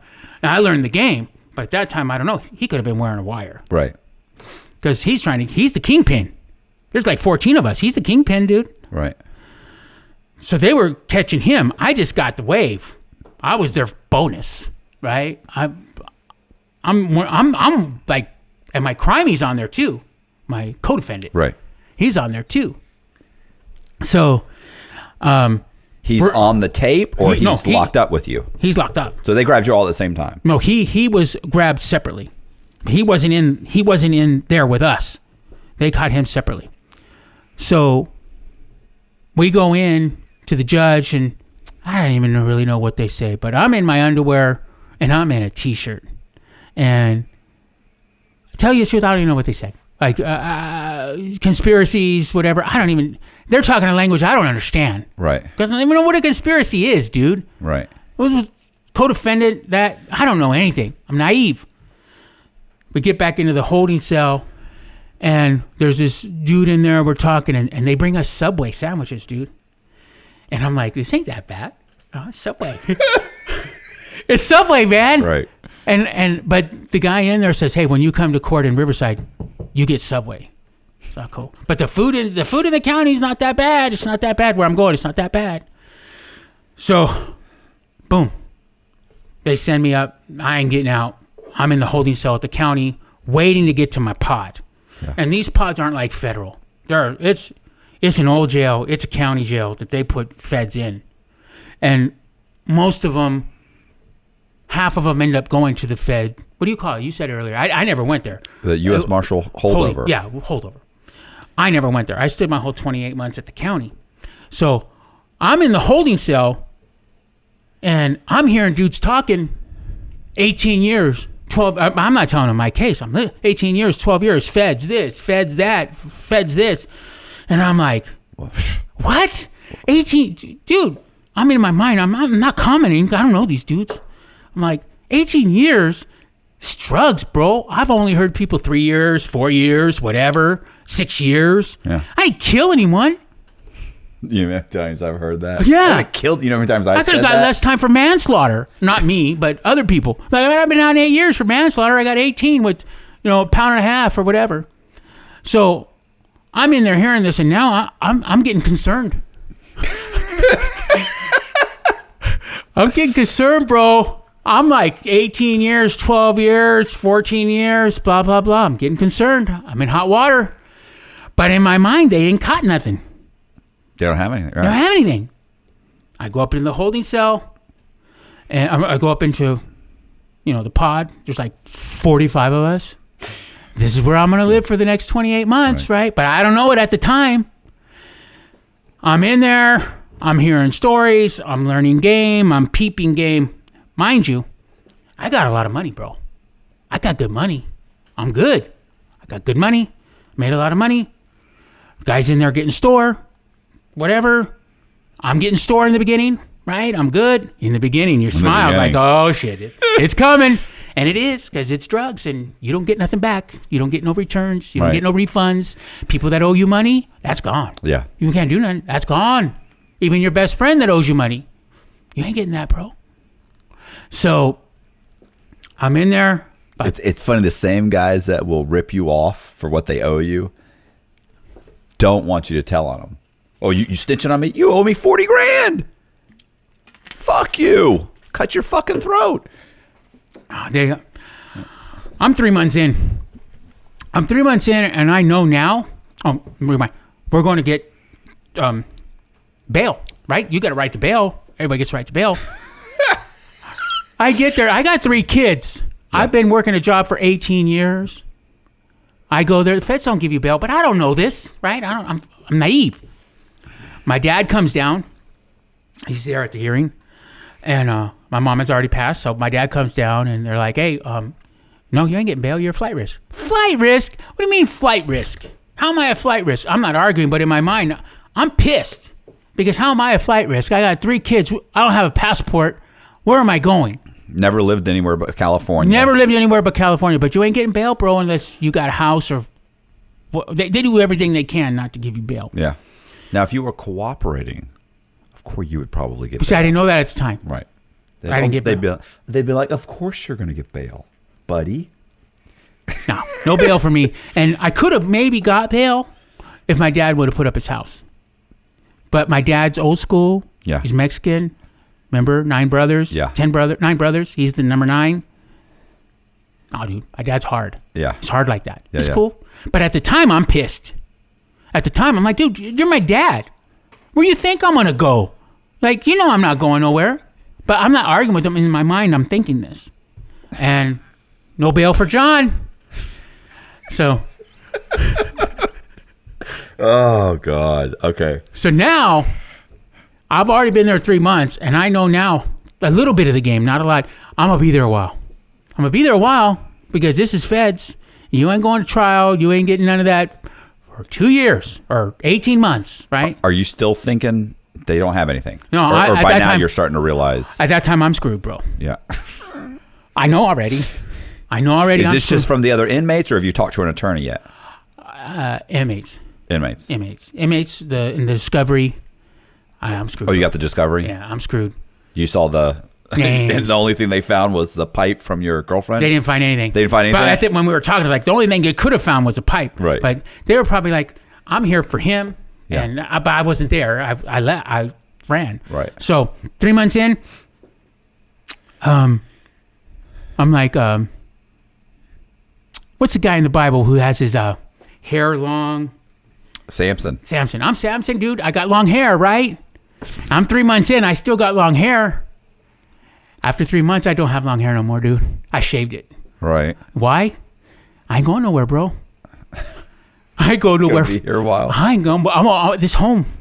I'm not going nowhere. I'm gonna be there for a while. What's happened to your house? I was a renter. I was renting. Oh, okay. So. What about your stuff? Oh, you like this? All the stuff's gone, dude. I knew that. 6 weeks in. The twin girls, they sold it all, kept it all, and. You know, they came to visit me here and there, both of them, right? Not together, but both of them. And 2 months in, 2.5 months in, I got no more money. Yeah. I'm broke. I got no store. I got no nothing. I'm broke. But I'm smart, and I'm crafty, and I'm figuring out the game. But it takes a minute because the people that run the game in the county have the game until they leave, right? So I'm getting there more time, and I'm scoping, and my turn's coming up to run game, but I'm not there yet. So I'm broke. I tell the twin girls, I says, you know what? Because they're like, oh, we're getting married. One of them, I'm going to marry you, blah, blah, blah. Hey, just go. You're a headache. You were a headache when I was out and I had money. But you had to, but I had to deal with you. You're a headache. I know I got 10 years coming in my mind, somewhere in there. I got 10 years coming. I'm better off by myself. Yeah. And I'm seeing guys on the phone. Oh, that's the stress worst. box. I ain't stressing no more, bro. That's what they call it, the stress box. Yeah. I forgot that. I'm not stressing, dude. Yeah. I'm not stressing no more because I know where I'm going. I know what I got to do. I know the game, and I'm learning in the county. And the first thing I start doing is I'm running a casino now. Right. I'm the casino guy. So we run. We're using cut up cards.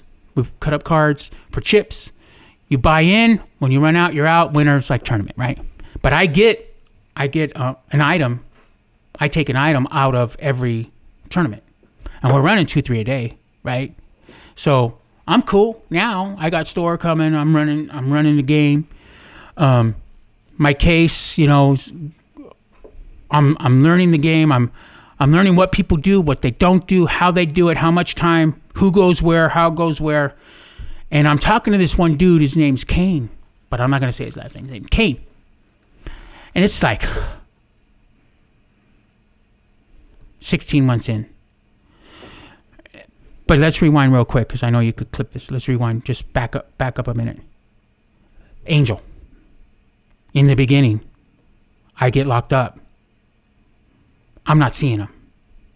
I don't know where he's at. I don't know what he's doing. What about the grandmother?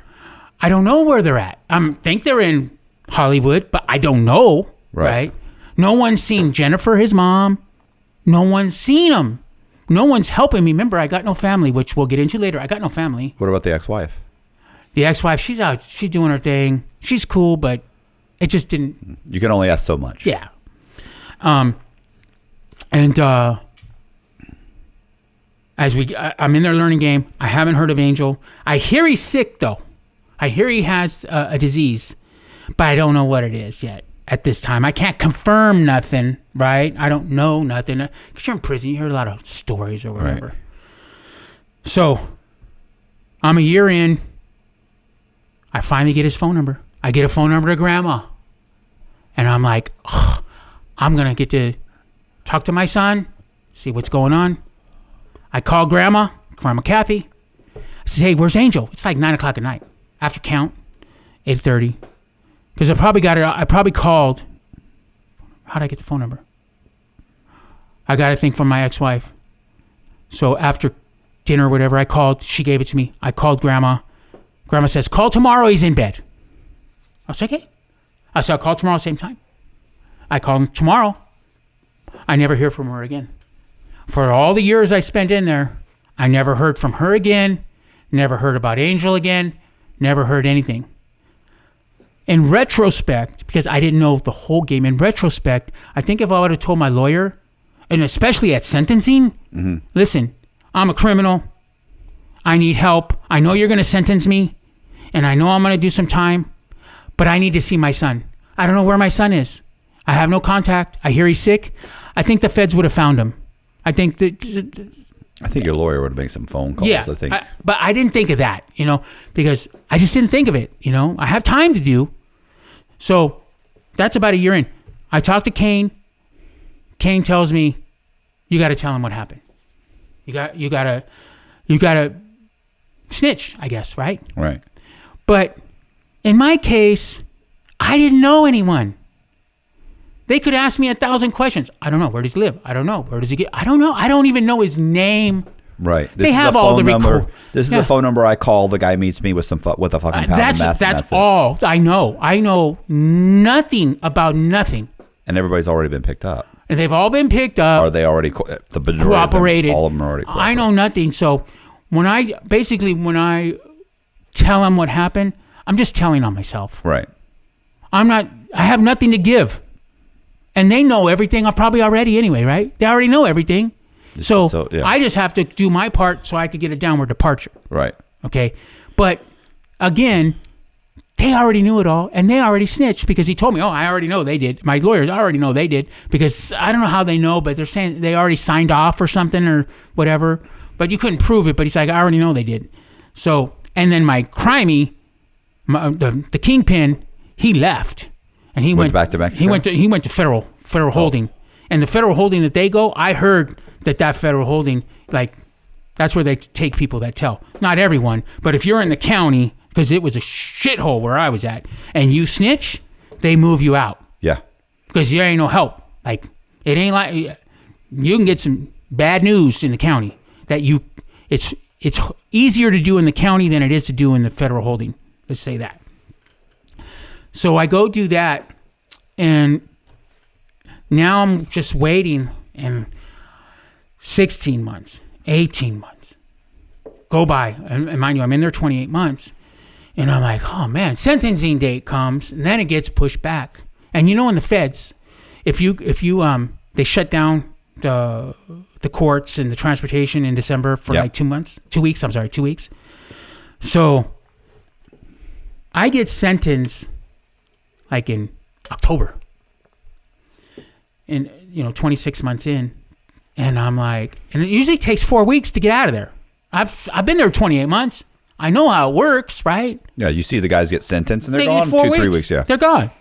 I'm in there 4 weeks, and I'm like, I'm still here. And it's November. And then another week goes by. I call my lawyer. And I says, hey, dude, I'm still here, man. Like, it's been 7 weeks. I should be gone. And he says, I'm going to check into it. Okay. But there's an important part of the story. How much time did you get? I did 4 years, 10 months. I think I got, what's that? 56 months, something like that. It's been Right. 12, 13 years. But here's the kicker. Here's where the craftiness and the brains come in, where I got 4 years off my sentence. Oh, yeah. And I didn't have to say a word to tell a snitch, and this is what I did. Not everyone does this. This is what I did. My lawyer comes. It's like on a Sunday, and he comes to the county. He says, it didn't work out as well as I thought, but I have your, what do they call it, plea agreement, I guess? Yeah. Sentencing or whatever. And they want to give you 12 years. 12 years? But I'm 144 months. But I'm thinking 7, 8. That because I've been around, right? I've been around. I've heard. I've known the stories. I know what happened. I know who did what. And I was like, okay. So I'm reading it. This is the kicker. This is it right here. He says, 7 pounds of methamphetamine at 95% pure. And I look at him and I says, like, you're him? I says, hey, that wasn't 95% pure. He says, how much was it? And this is where I got, saved me 4 years. He goes, how much was it? I says, I'm not going to tell you. I'm not going to tell you what it is. How do you know it wasn't 95%? Because I know it wasn't 95%. So it turns out that they never tested it. So instead of it being 7 pounds of 95 or 98% purity, it was 7 pounds of a mixture. That was the wording. A mixture of methamphetamine. Right. So now that took me down, boom, boom, boom, boom, down the departure. And that's where I got. So it was what, 3 pounds? Ended up being 3 pounds of actual It meth? ended up being 7. I don't know how. Nobody knew.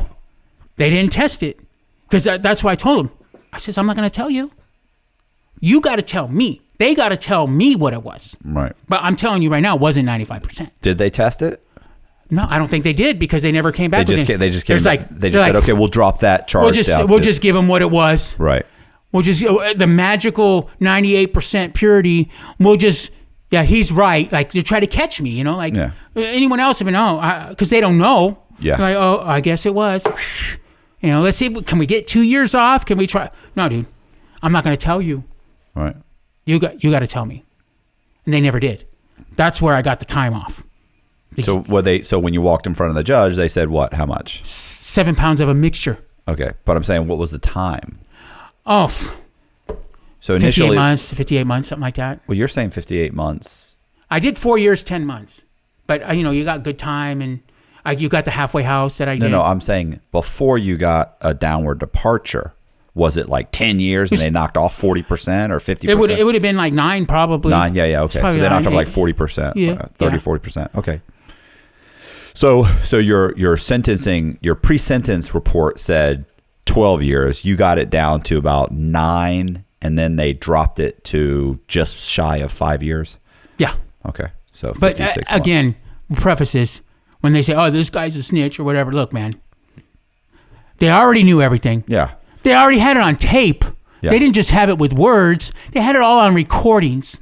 Okay? I didn't give them nothing except for what happened to me. Right. Because I had nothing else to give. Well, everybody's already cooperating. Yeah, but I'm just saying, I had no other information from me help them with anything except me. Right.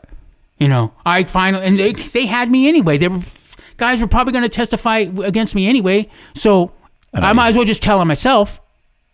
So You're preaching to the choir. I'm I'm with you.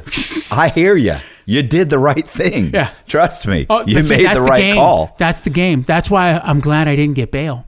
Because Right. I wouldn't have had this knowledge if Right. if I got bail. So it was great that I didn't, because also the time was hard in the county. Right. 28 months. Where did I go after they sentenced me? What? I went to a camp, Yeah. bro. Listen, did you not hear the whole time you were locked up? Like, I just want to get sentenced and go to prison. Many times. And never made sense to me. Prison was much worse than this. They were like, guys were like, are you fucking serious? Prison's a Especially fucking in the joke county. compared to this. Especially I was in the county, bro. Guys are like, you understand? I'm gonna hit the compound that night. I'm gonna have a fucking ice cream. I'm gonna have. You're like, what? Ice cream? Creamer? Yeah. Flavored creamer in your coffee, bro? It's crazy. Like, it's amazing from being out here how low your expectations get of life in the county jail. You're like, if I could actually have a TV of my own, like I would hear about guys in California got their own TV. That's insane. You have your own TV. Like you would have the TV. You'd write down like, I want to watch this program on Sunday night. And then you'd have to write down, and other guys would be like, nah, fuck that. We're watching such and such. Well, you didn't write it down. You know? Oh, yeah. Oh my God. They're like, I'm watching such and such. Wha, wha. And you're like, okay, Yeah. I guess you're watching such and such. Thank you. I'll make sure I write it down next week. Sorry, my fault. My fault. So sad. Yeah. I wrote it on the list. I don't see your name. It's on there. Oh, I see it right here. Yeah, I see it. Yeah, you got it. So check this out. Finally, I get to, they send me to Victorville. Okay. But that's not where I go. They got to transition. That's where they fly people out, bus people out, blah, blah, blah. Right. But lucky me, I go there at Christmas time. So now I got to sit in Victorville's 10-man holding cell with an hour a day out Right. for 2 weeks. So kind of lucky, fortunate, whatever. I meet this one homie, and he says, hey, he says, where you going? I says, I'm going to Atwater. Hey, tell the guy who gives the clothes out. I said, what's up? Whatever. I forgot his name, what his name was. Say Steve, whatever. I said, okay, cool. So boom, I get to county. I go in, there's an Atwater high level, and there's an Atwater Camp. So I'm with dudes. Yeah. Okay. And I'm with the few campers, right? Oh yeah. Listen. But I don't tell them I'm a camper. Yeah. I don't say shit. You're in the fucking bus. These guys look like fucking gladiators. They're cut up. They got bullet holes in them. They're missing eyes. They're like this the whole time with the box on. They got a box on. They're like this the whole time. You can tell the camp guys are just like, No, I wasn't like that. oh my God. No. Look at you. No, I wasn't like that. No. Oh, I wasn't I'm not like even that. pretending to be hard. No, I'm not hard, but I wasn't like that. Because I was in county for 28 months. I got into some fights. Okay? I've been in fights my whole life here and there. So I'm not the tough guy. I'm not the guy who says, oh, come. I'm not that guy. I don't know. But I've thrown nails, some a few. Those nails look manicured. So what happened? So check this out. I get in the county, and they got to give you the clothes as soon as you get there, separate from the big dorm. Big dorm's like 125, 40 people. I don't know exactly. Right. So I get there, and the guy who passed out the clothes, I forgot his name, same Steve. Hey, your homeboy so-and-so said to say, what's up? And he gives me good clothes, right? Because, whatever. Yeah. And then I walk into the doors, and mind you, I've done 28 months with some dudes, okay? I've done, and I got some, I've done some time. Not serious, 28 months in county, some time, bro. Right. I walk into the camp, and it's a lot of people, and it's kind of quiet-ish compared to where I was at, because everyone's got headphones. We didn't have headphones in the county. So one of the homies comes up to me, and they're showing me the layout. Here's the bathroom, but there's no politics in pretty much at all in the camp. It's a camp. Yeah. Camp. Showing me around, blah, blah, blah, blah, blah, blah. And then there's like 7, 8 other dudes there, homies.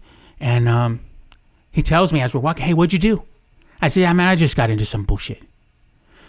And so we're walking around, and he says, stop for whatever, introduce whatever. And he says, hey, man, some of these guys, and I'm going to get a little loud right now, just so you know. He says, some of these guys said, you might be a snitch. And I'm like, oh, I'm pissed. Because I'm like, wait a minute here, dude. We're in a camp, bro. Right. We're not with no hard criminals here. Right. So everybody snitched in this place, bro. If 98% of the people snitch, I'm not telling them this, but I'm like, hey, dude, no. Because in my mind, I know you all snitched. You're on camp. Right. You ain't no hard criminal. 98% of the people snitch, and you're telling me you're the select few because this is a hard camp? No, dude. This is a hard camp. This is a camp. You all snitched. There's no hard camp. No, there is no hard camp. There's shitty camps. But Yeah. There's some hard people in there that have come down. Yeah. Some. But they're also not politicking. They're not like wanting to check people's paperwork and None. Come on. None. So I'm like, I'm pissed because, first of all, I'm no chomo. Right. Because you can't be in a camp if you're a chomo. Right. So I ain't that. And you're going to be worried if I'm a snitch when we're in a camp? Yeah. Nah. So I said, I'm not sleeping around you guys. I'm sleeping over here. And that's where I stood. Do you know why? Because I'm a prick. That's why. I'm a prick. I know I'm an asshole sometimes. Right. And I don't care. And whatever's on, it's on, I guess. But I'm not gonna be. It wasn't really homies in the camp. Right. So I'm not gonna be over there. I'll be over here. So I do my time in the camp. Mind you, it's now 29 months. I'm cool because I know I'm watching a Super Bowl. We got creamered coffee. Right. I'm working in the kitchen because they told me you don't got no money. You got to work. Go to the kitchen. Go work in the kitchen. Go work in the kitchen. I'm working in the kitchen. I got easy time, bro. I'm in a camp. As far as if you got to do time goes. Right. And no one's really fighting much. Not much bicker. No one wants to leave the camp. So I get there. Still no angel. Talking to my kids on the phone. And I say it's January. I know I got a year and 4 or 5 months. I haven't done the full calculations yet, but I got a year and 4 or 5 months left. I've just done 28 months in the county. I'm cool here. I can deal with this. So in my process now I'm starting to think, what's the game plan for getting out? What's life's plan? What's the game plan? Right. What's going on? You're not getting out to nothing. Yeah. And I'm getting out to nothing.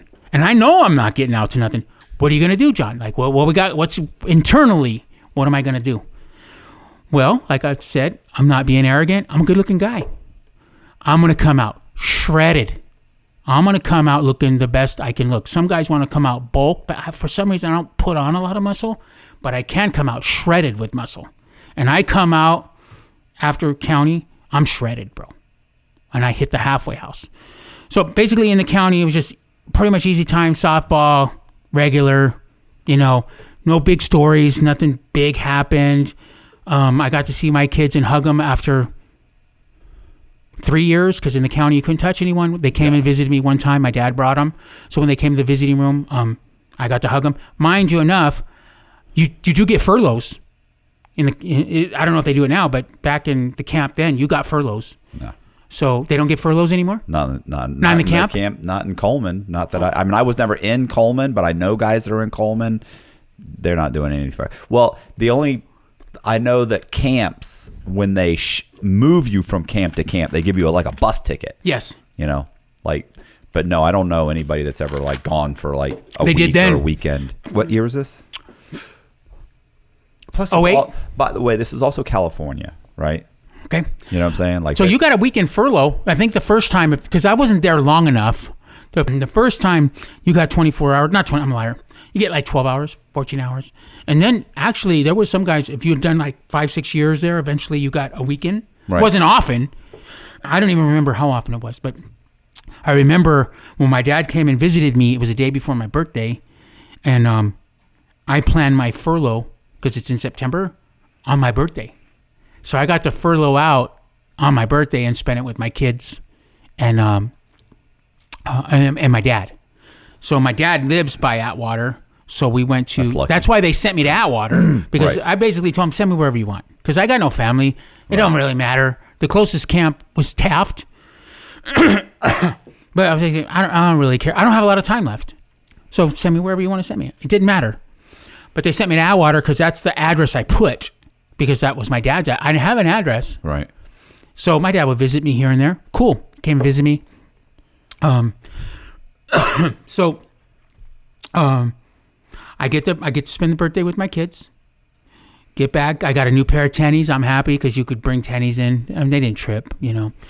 I'm running the kitchen. I got vegetables. I got real eggs. I'm cool. I got things going on. Right. You know, I'm cooking for some dudes or whatever. Right. So he's saying that he worked in the kitchen because in the kitchen you can get extra food. You can sell food. You smuggle food out. You get to sell it. That's your hustle. Yeah.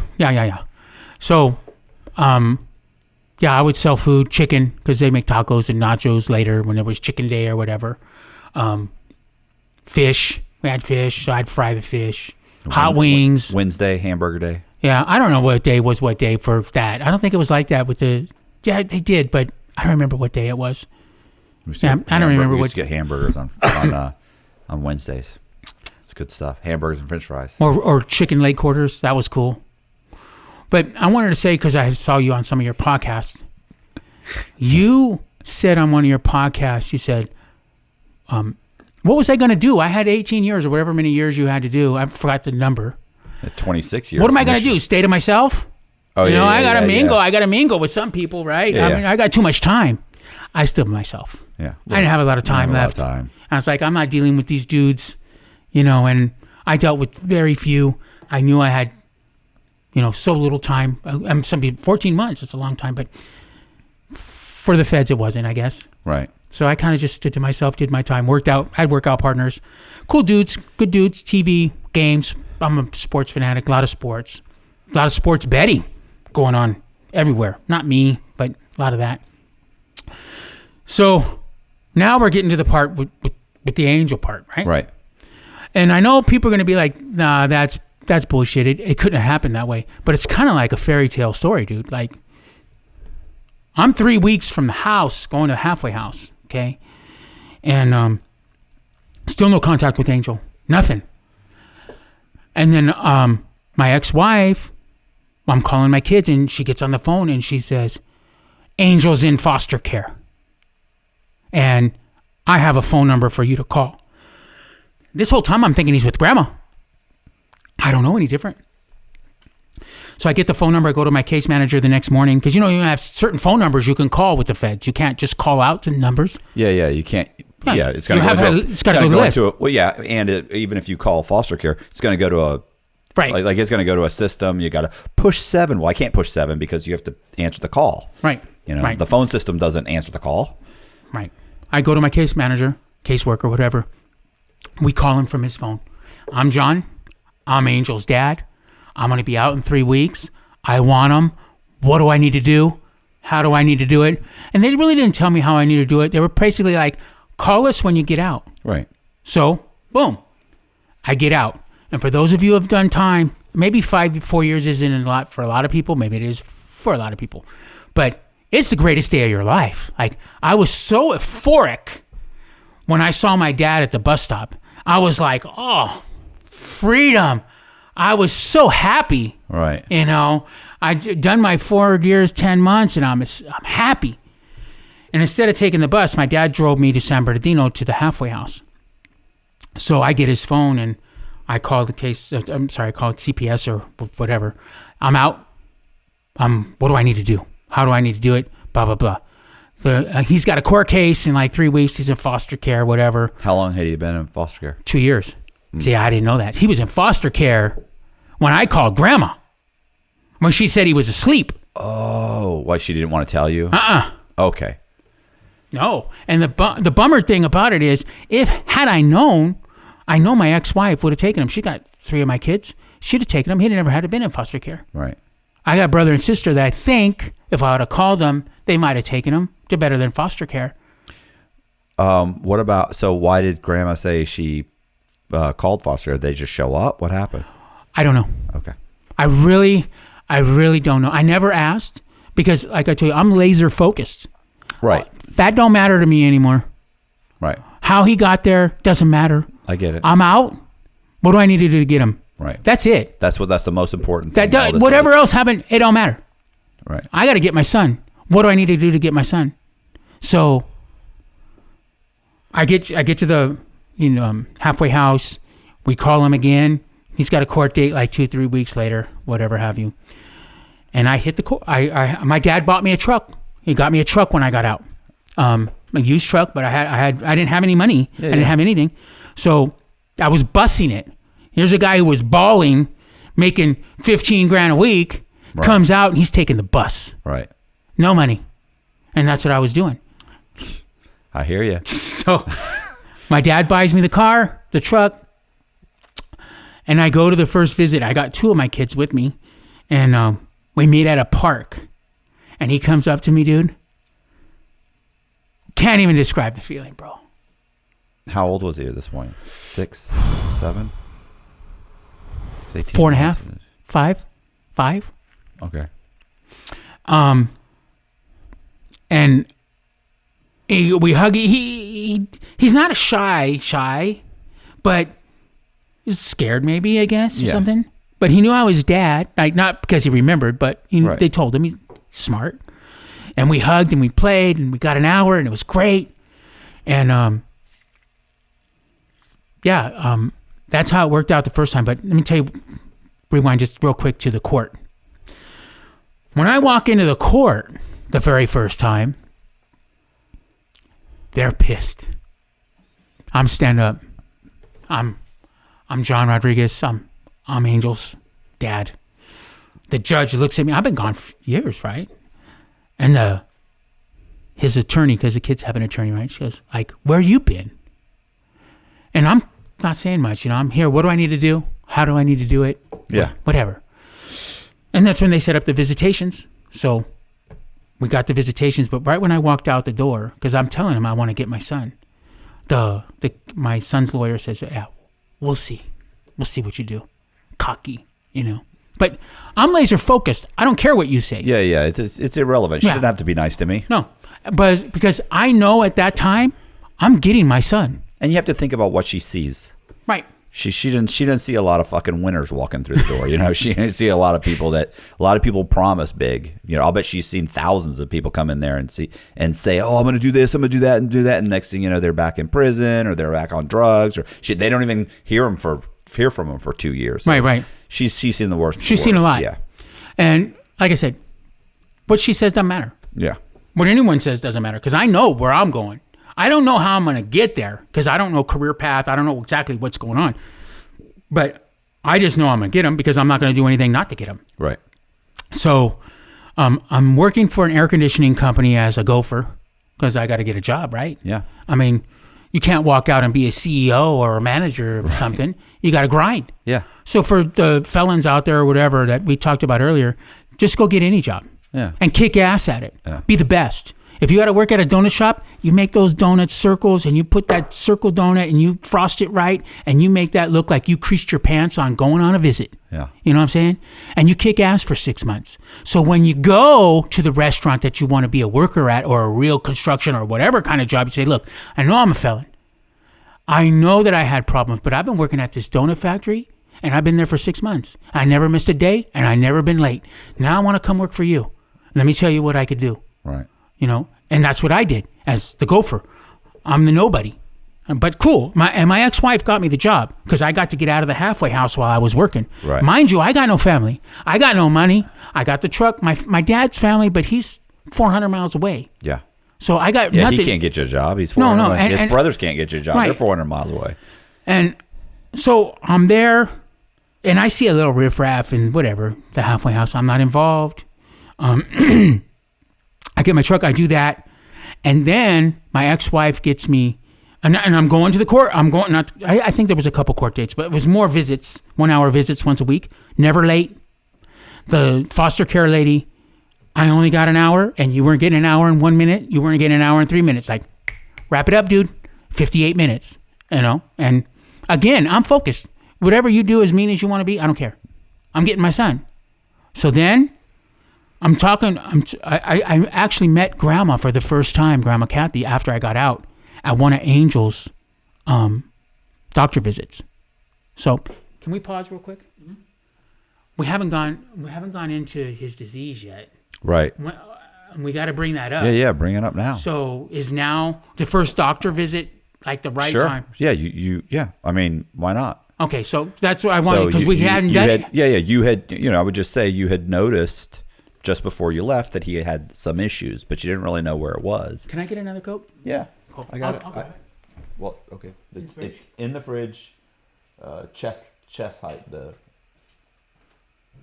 in the back.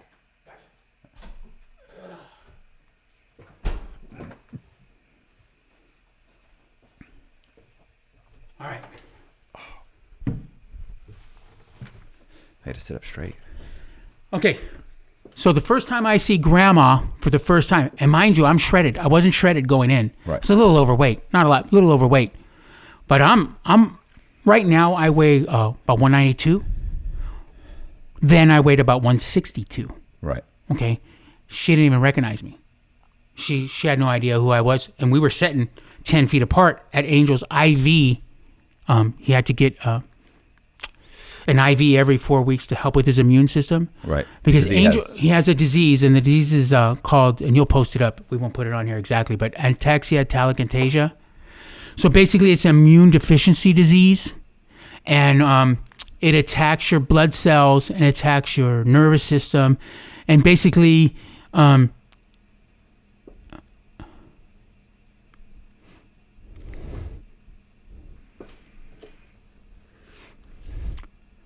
take your time. You're fairly normal when you're little. Right.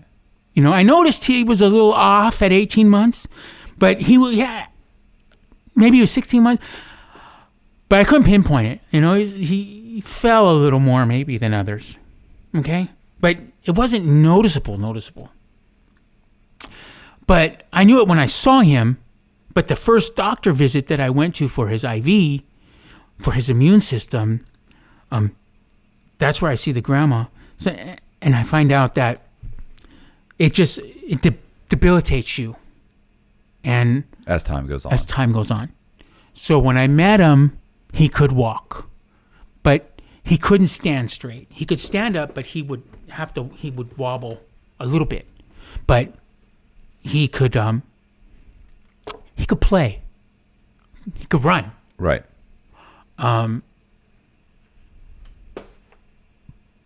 He could play kickball.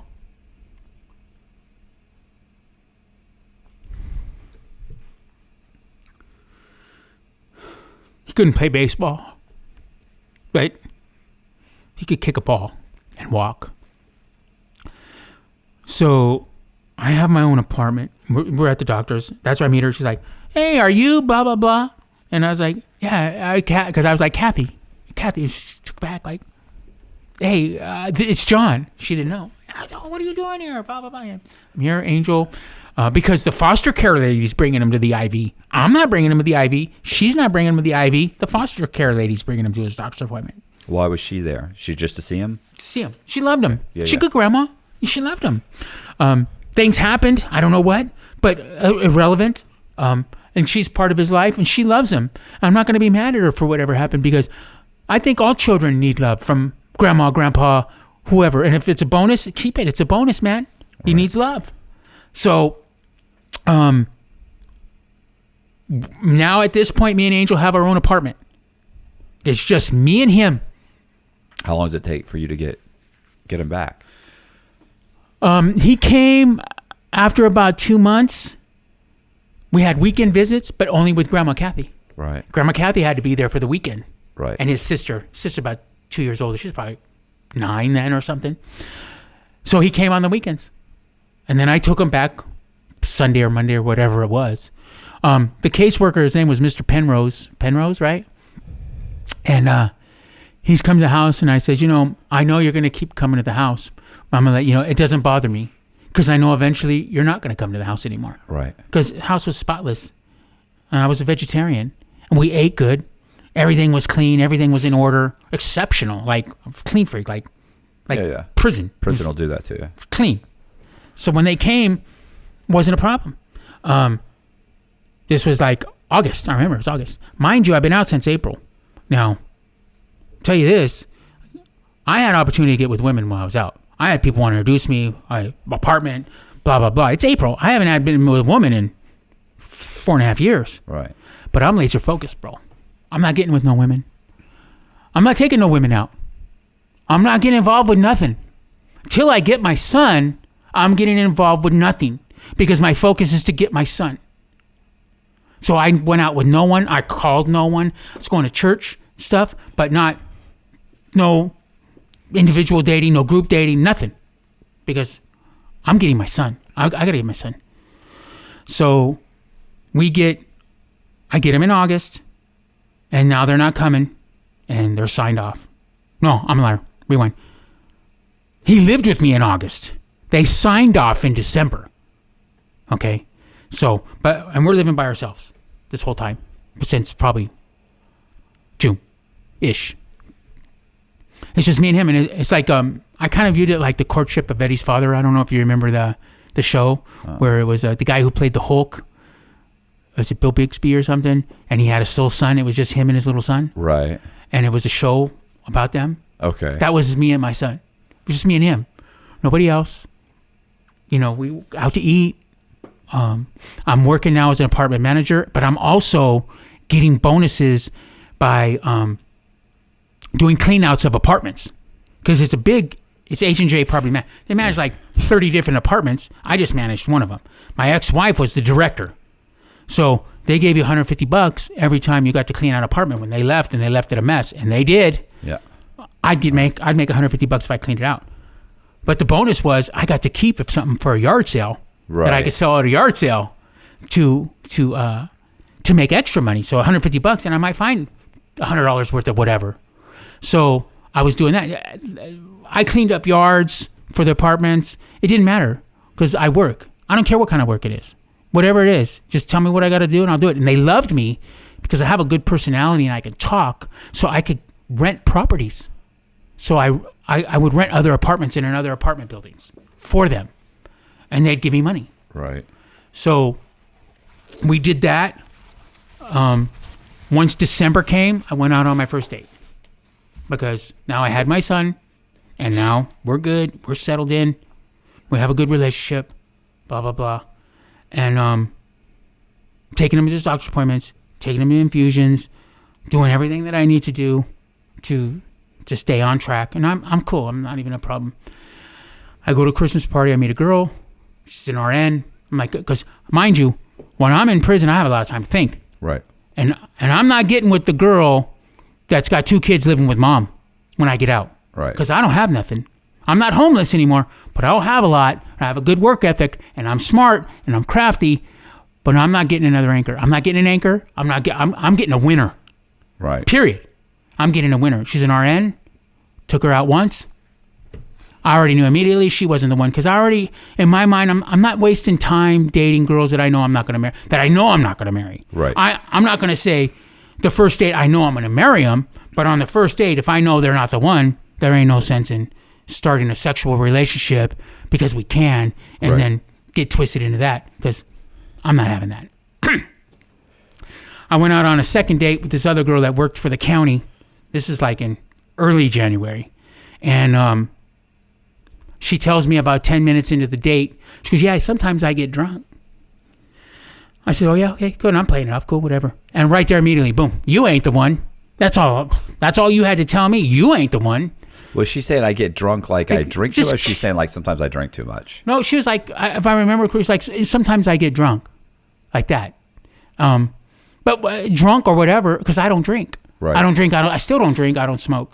So I want to get with a woman that doesn't drink and doesn't smoke. And when you tell me that you get drunk sometimes, I already know you're not the one. Right. Right? Well, if you're telling me that in the first 10 minutes, we hadn't hit the movies yet. It's probably more than sometimes. Yeah. So I get a little drunk. And it sounds like sometimes you black out drunk. And mind you, like I'm ready to go with the woman. You know what I mean? Like, Yeah. I've done my time. Like prison, I've done my time. Right. And I've had girls come up to me and I'm like, before, I don't initiate. Like, I don't give them that energy. Even though they're giving me the energy, I'm not giving them the energy, bro. Right. Because I'm on a mission. So in late January, I'm on MySpace and I'm trying to find MySpace, not Facebook yet. Yeah. I'm on MySpace and, I'm trying to meet women or whatever have you. And some lucky reason enough, my wife replied back, and she says, hey, I'm at the movies. You mind if I call you later? And she did. And it turns out, she has a house in the hills. She's a principal, smart, witty, pretty, good personality. My wife is the kind of person that she could just make friends with everyone. She's not social, blah, blah, blah, but everybody loves her. Everybody likes her. She's a nice, very extremely nice, straight shooter woman, educated, and all these boxes are check, check, check, check. We go out on a date. Okay. I don't know if I'm going to marry you, but it's a good road. Checking all the boxes. Checking all the boxes. So we're dating for a couple months. It's still me and Angel. And, she's a principal. What of her friends? They're all principals. Yeah. Her best friends from high school. Does she know you just got out of prison? She knows. She knows. Third date. I didn't think you should lead out with that, right? No, it's hey, never listen, worked it's out a first date. for me when I've let out. Right, I never let out with it, but about the third date, I let her know, hey, I got my son, and I did prison time. I told her a little bit about it, and she was cool with it. But her friends weren't. No. All her friends they're not yippity people. They're like upper middle class-ish, right? And I'm a prick. I'm the lowlife to them. I don't know what they said. Right. But I know they didn't like me. And I know her mom didn't like me. Okay. What? You just prison? What? That's just icing on the cake. I'm like, but I don't know all this. And we're dating. She loves me now, right? Like, we're cool. And at 2 months, 3 months, I'm like, hey, now this, I don't see any signs that this is going to end. Right. There is no signs that tell me we're not going to get married. I'm not proposing yet, but I don't see anything wrong with us getting married. So, and I am kind of a loser in a way to the outside world, I live in an apartment. I'm an apartment manager. I've done prison time. I don't have a lot of money. Yeah, it doesn't scream success. No. Yeah. But I have a good work ethic, and I know my wife probably noticed that. And I'm a good dad because now I had my son, right? Yeah. And it's all about my son, and I'm staying on the track to get my son. No more visits. It's a fairly normal life. I'm still in the halfway house. I'm not in the halfway house. I'm sorry. But I had the 6 months in the halfway house where I had to check in, even though I had my apartment, drug test, blah, blah, blah. So, but I'm all past that. No ankle monitor. No ankle monitor. Okay, because that's hard to explain on a date. What's that? It's a bracelet. And if I'd have told my wife it was a bracelet, she'd believe me. Very That's trusting. my wife. Very trusting. That's my wife. I'd say, I bought it at Ross on clearance. It blinks. She'd have said, oh, really? She'd have believed me. And she's smart, but she's just that way, She'd believe me. Elena is her name. Got to put a name on it. So, but the bummer thing real quick on the halfway house part was, you were in the halfway house, right, and stuff. Did you have family when you came out to stay with or whatever? Sister or something? I'm sure I could have stayed with my sister. I wouldn't dare ask to stay with my sister. We don't have that kind of relationship. Okay. Like, I'm not going to ask her for anything. I don't know. I guess at that time we didn't have a great relationship. I don't think.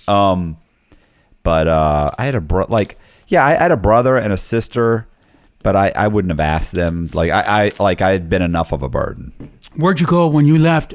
And you left on the weekends? I didn't leave on the weekends. Oh, you didn't? You understand? I spent every single day at the halfway house. 7 months and change at the halfway house, just working, spending no money. You know how, I don't know if the halfway house. Sad to hear this about you. No, go ahead. So at the halfway house, they give you breakfast, You can pay extra if you want like eggs and things like that, or you can just get the basic breakfast they give you. Like you get like a cereal, oatmeal. That's it. I get cereal and oatmeal. Lunch, same thing. You could, if you want a hamburger, you can pay extra for a hamburger. You can pay extra, or this is what they give you. And listen, honestly, not bad. I'll take that. Like I didn't pay the extra $3.75 for this or the extra $8 for this because I didn't have any money. And even when I did I actually got lucky and I got a check in for something I'd optioned. So I did get money, but that money I bought a vehicle and paid a year's worth of insurance, and the money was gone. So now the money's gone. Yeah, so yeah. I didn't have extra. And even when I was building up money, of course, I'm putting money away. Right. But to me, it's like, okay, well, if I want to spend an extra $8 a day, well, $8 a day times the amount of time that. See what I'm saying? Like, I get you it. started adding up. Okay, well, that's an extra $400 and some odd dollars. And the truth is, I'm okay with cereal. I wouldn't have had $3.75 to give them anyway. Right. For me. Right. But I mean, even when you started working, like the money goes in my. But I only made minimum wage, and I worked 30 hours a week, and they took 25%. They took 25% from me. Luckily, I worked every hour you were available to leave the halfway house. I worked. But when you did the math, it was minimum wage. Yeah. So it was still a chunk. But it was cool to get away. I would anything I do whatever you could do. You can pay me nothing. Yeah. And just let me stay out of the halfway house. Absolutely. It was so loud, so many people always yelling and screaming and having to clean or this and that. You can't sleep. You can't do anything. It just sucked. How come you didn't get they didn't let you leave if you wanted to for a Saturday and come back Saturday night? No, so because they did with us. You can. But keep in mind, it has to be someplace that has like a phone. It has to be they have to go and they check it out and all these things. And like I don't really have anywhere I want to go. And I can work on Saturday, Sunday. Of course, whatever I need to get done on Sunday, I'll do that. And, there was no reason to do that. And that seemed, it didn't. There were lots of people that did it. And then, of course, everybody also want to get on ankle monitor and go home, right? Like my wife went home immediately. See, I didn't get an ankle monitor even when I went home. Yeah, well, when I had my place. Every halfway house is different. Yeah, they didn't have that. They didn't have pay extra. You didn't pay extra for anything. See, like in Miami and Orlando, like everybody will talk about like the halfway house and supposedly in like Ocala. Like everybody's like, bro, it's sweet. Like you don't understand. Like the first week they'll give you a weekend pass. They give you this. They give you that. It was extremely hard, and I would have much rather stayed in prison and done the 7 extra months in prison than having gone there. But I knew I needed to go to the halfway house because I needed to make money. I needed to save money. I like the halfway house way better. Oh no, to me because I got to get out. I had kids. I got to see my kids. But it's different too. I have nobody to get out to. Like I have my mom. My mom came to see me every 2 weeks anyway, and honestly, I didn't get to. The only way I was able to. See, my mom was to basically bullshit them. My job would run interference for me. They'd say, "Oh yeah, he's here," but they would send me. They'd say, I'd call in and I'd say, "Hey, I got to go pick up this across town," and then they go, "Okay, well, call us as soon as you get back," and then I'd drive and go see my mom for 2 hours and come back. Like just, what the bullshit you have to do to get around the pricks. Let me tell you something. Me and my ex-wife, Lucy. On a scale of 1 to 10 on a marriage towards the end, it was a 1.5. Me and my ex-wife, Lucy, now as divorced parents, it's a 10. Yeah. She's good people. She's good.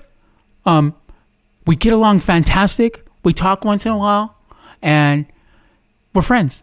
And it's evolved. It took time, but she's good people. She helped me a lot. And I'm fortunate enough now to help her sometimes because I make good money. Right.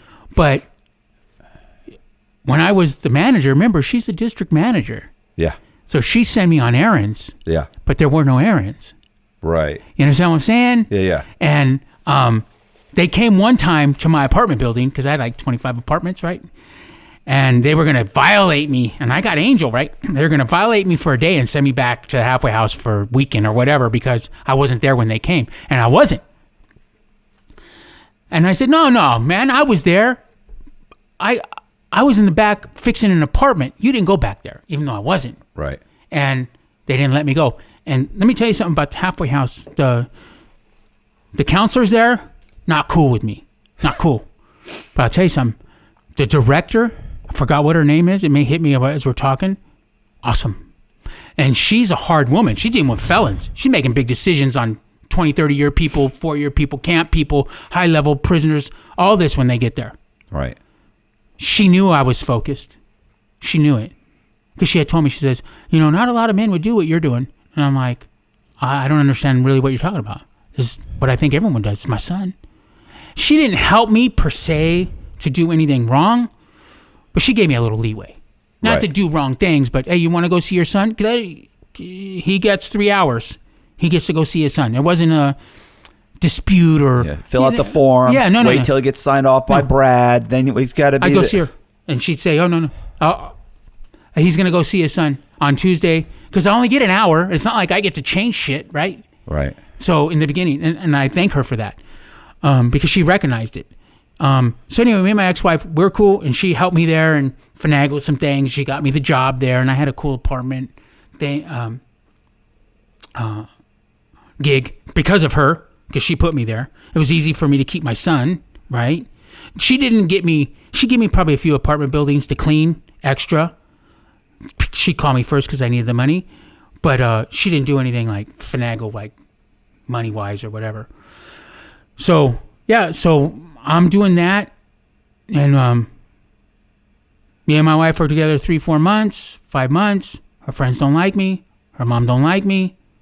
Nobody likes me, but my wife adores me, okay? Right. Like, my wife is head over heels in love with me. Like, my wife loves me. Like, I've never been loved in my life. I never really experienced a love like she gives. Like, my she'll be nervous. She's nervous right now for me right now because I'm here.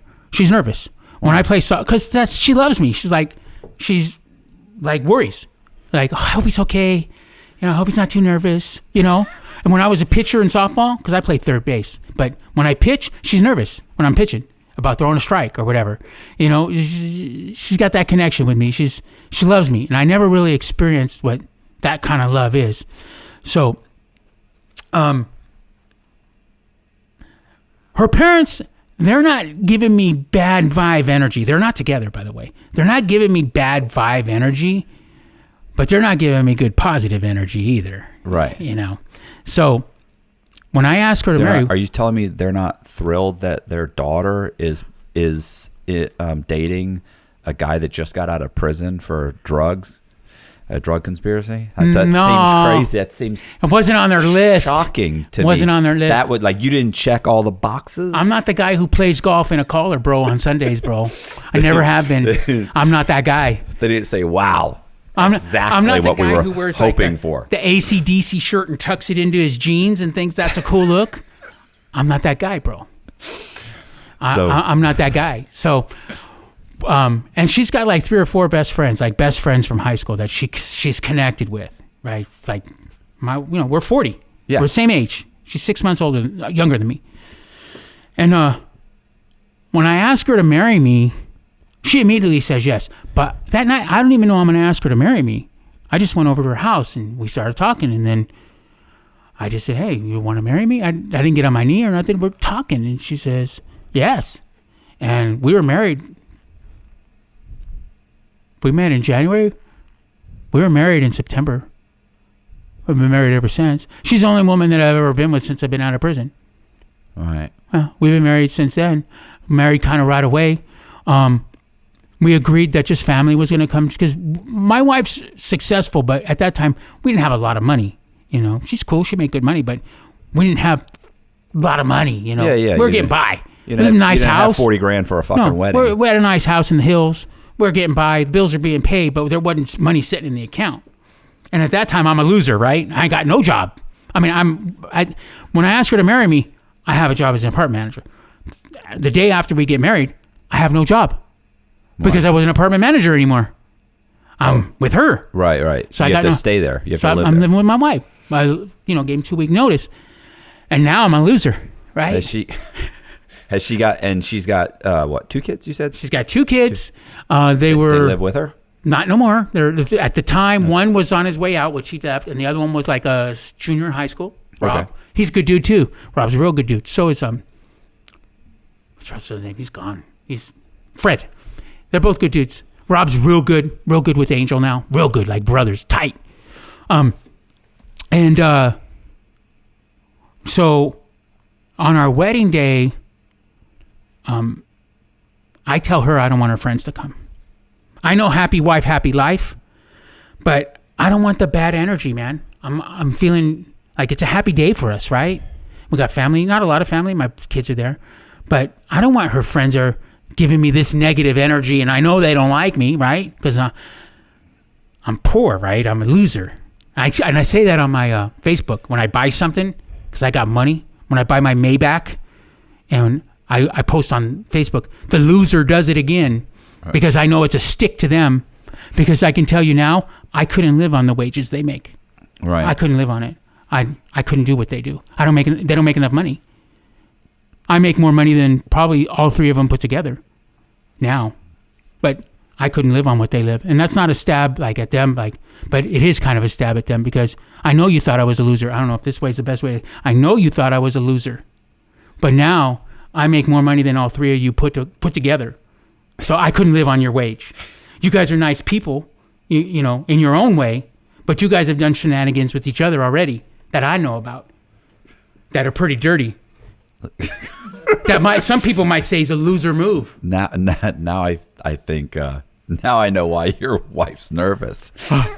Baby, and she was nervous about what I was going to say with the girls and blah blah blah. But so I'm cool with them now, but I'm highly successful now. Right. You know, I own a big limousine company, party bus company. I have employees. I take care of my son. I take care of three of my sons.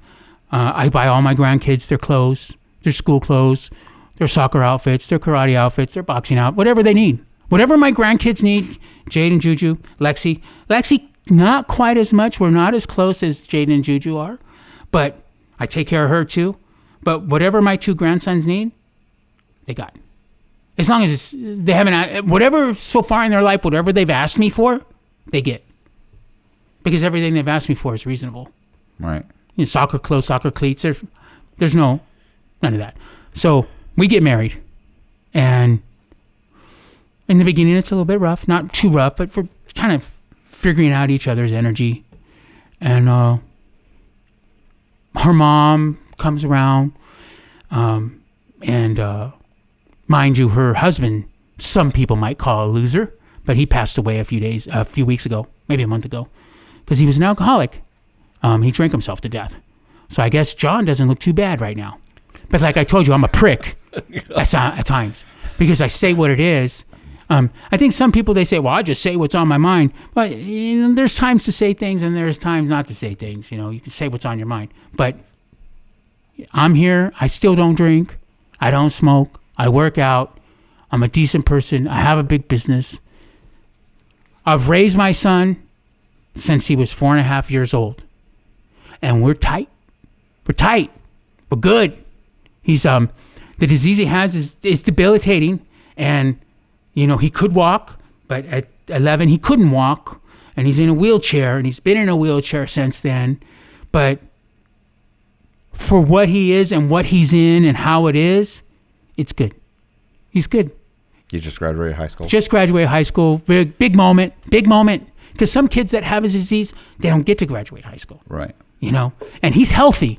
So it's like a levels, I guess, because some are very, very healthy and some pass away at 7, 9, 12, 14, in and out. I mean, I'm on a Facebook group, AT kids, AT parents. And every time...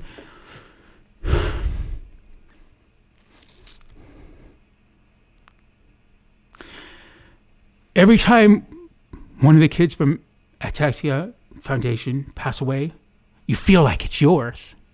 You know? Mm-hmm. It's like, you feel like it's your kid in a way. Or you feel like your kid's next, you know, or it's coming. Right. I don't know the feeling. It's a lot of emotions, but the first emotion is, it's like your family, you know? So we just live our life. We do well. We have a couple rental properties. Me and my wife are good. No big issues. The prison stuff's behind me.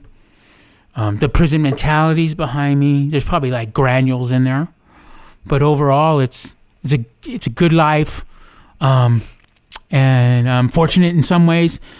I don't know when you're gonna cut this in, but I don't know if I'd have ever went to prison if I'd have had a dad in my life. I think dads are important, very vital to be in children's lives. Mm-hmm. Because sometimes you need a little kick in the ass from your dad, you know? And a little pat on the back from your mom. It's cool, but you also need a little kick in your ass. Right. And I didn't have the kick in my ass. And I felt like I was handicapped in some ways at 20, 21, 24 when I was a supervisor because I didn't have the skills from men. I had skills from women. Right. My mom and my aunt. Some from my dad, but at 14, I didn't see him much. I mean, I saw him 5 days, 8 days a month, a year. And up until then, I saw him 2.5 months a year. So, yeah, in the summer.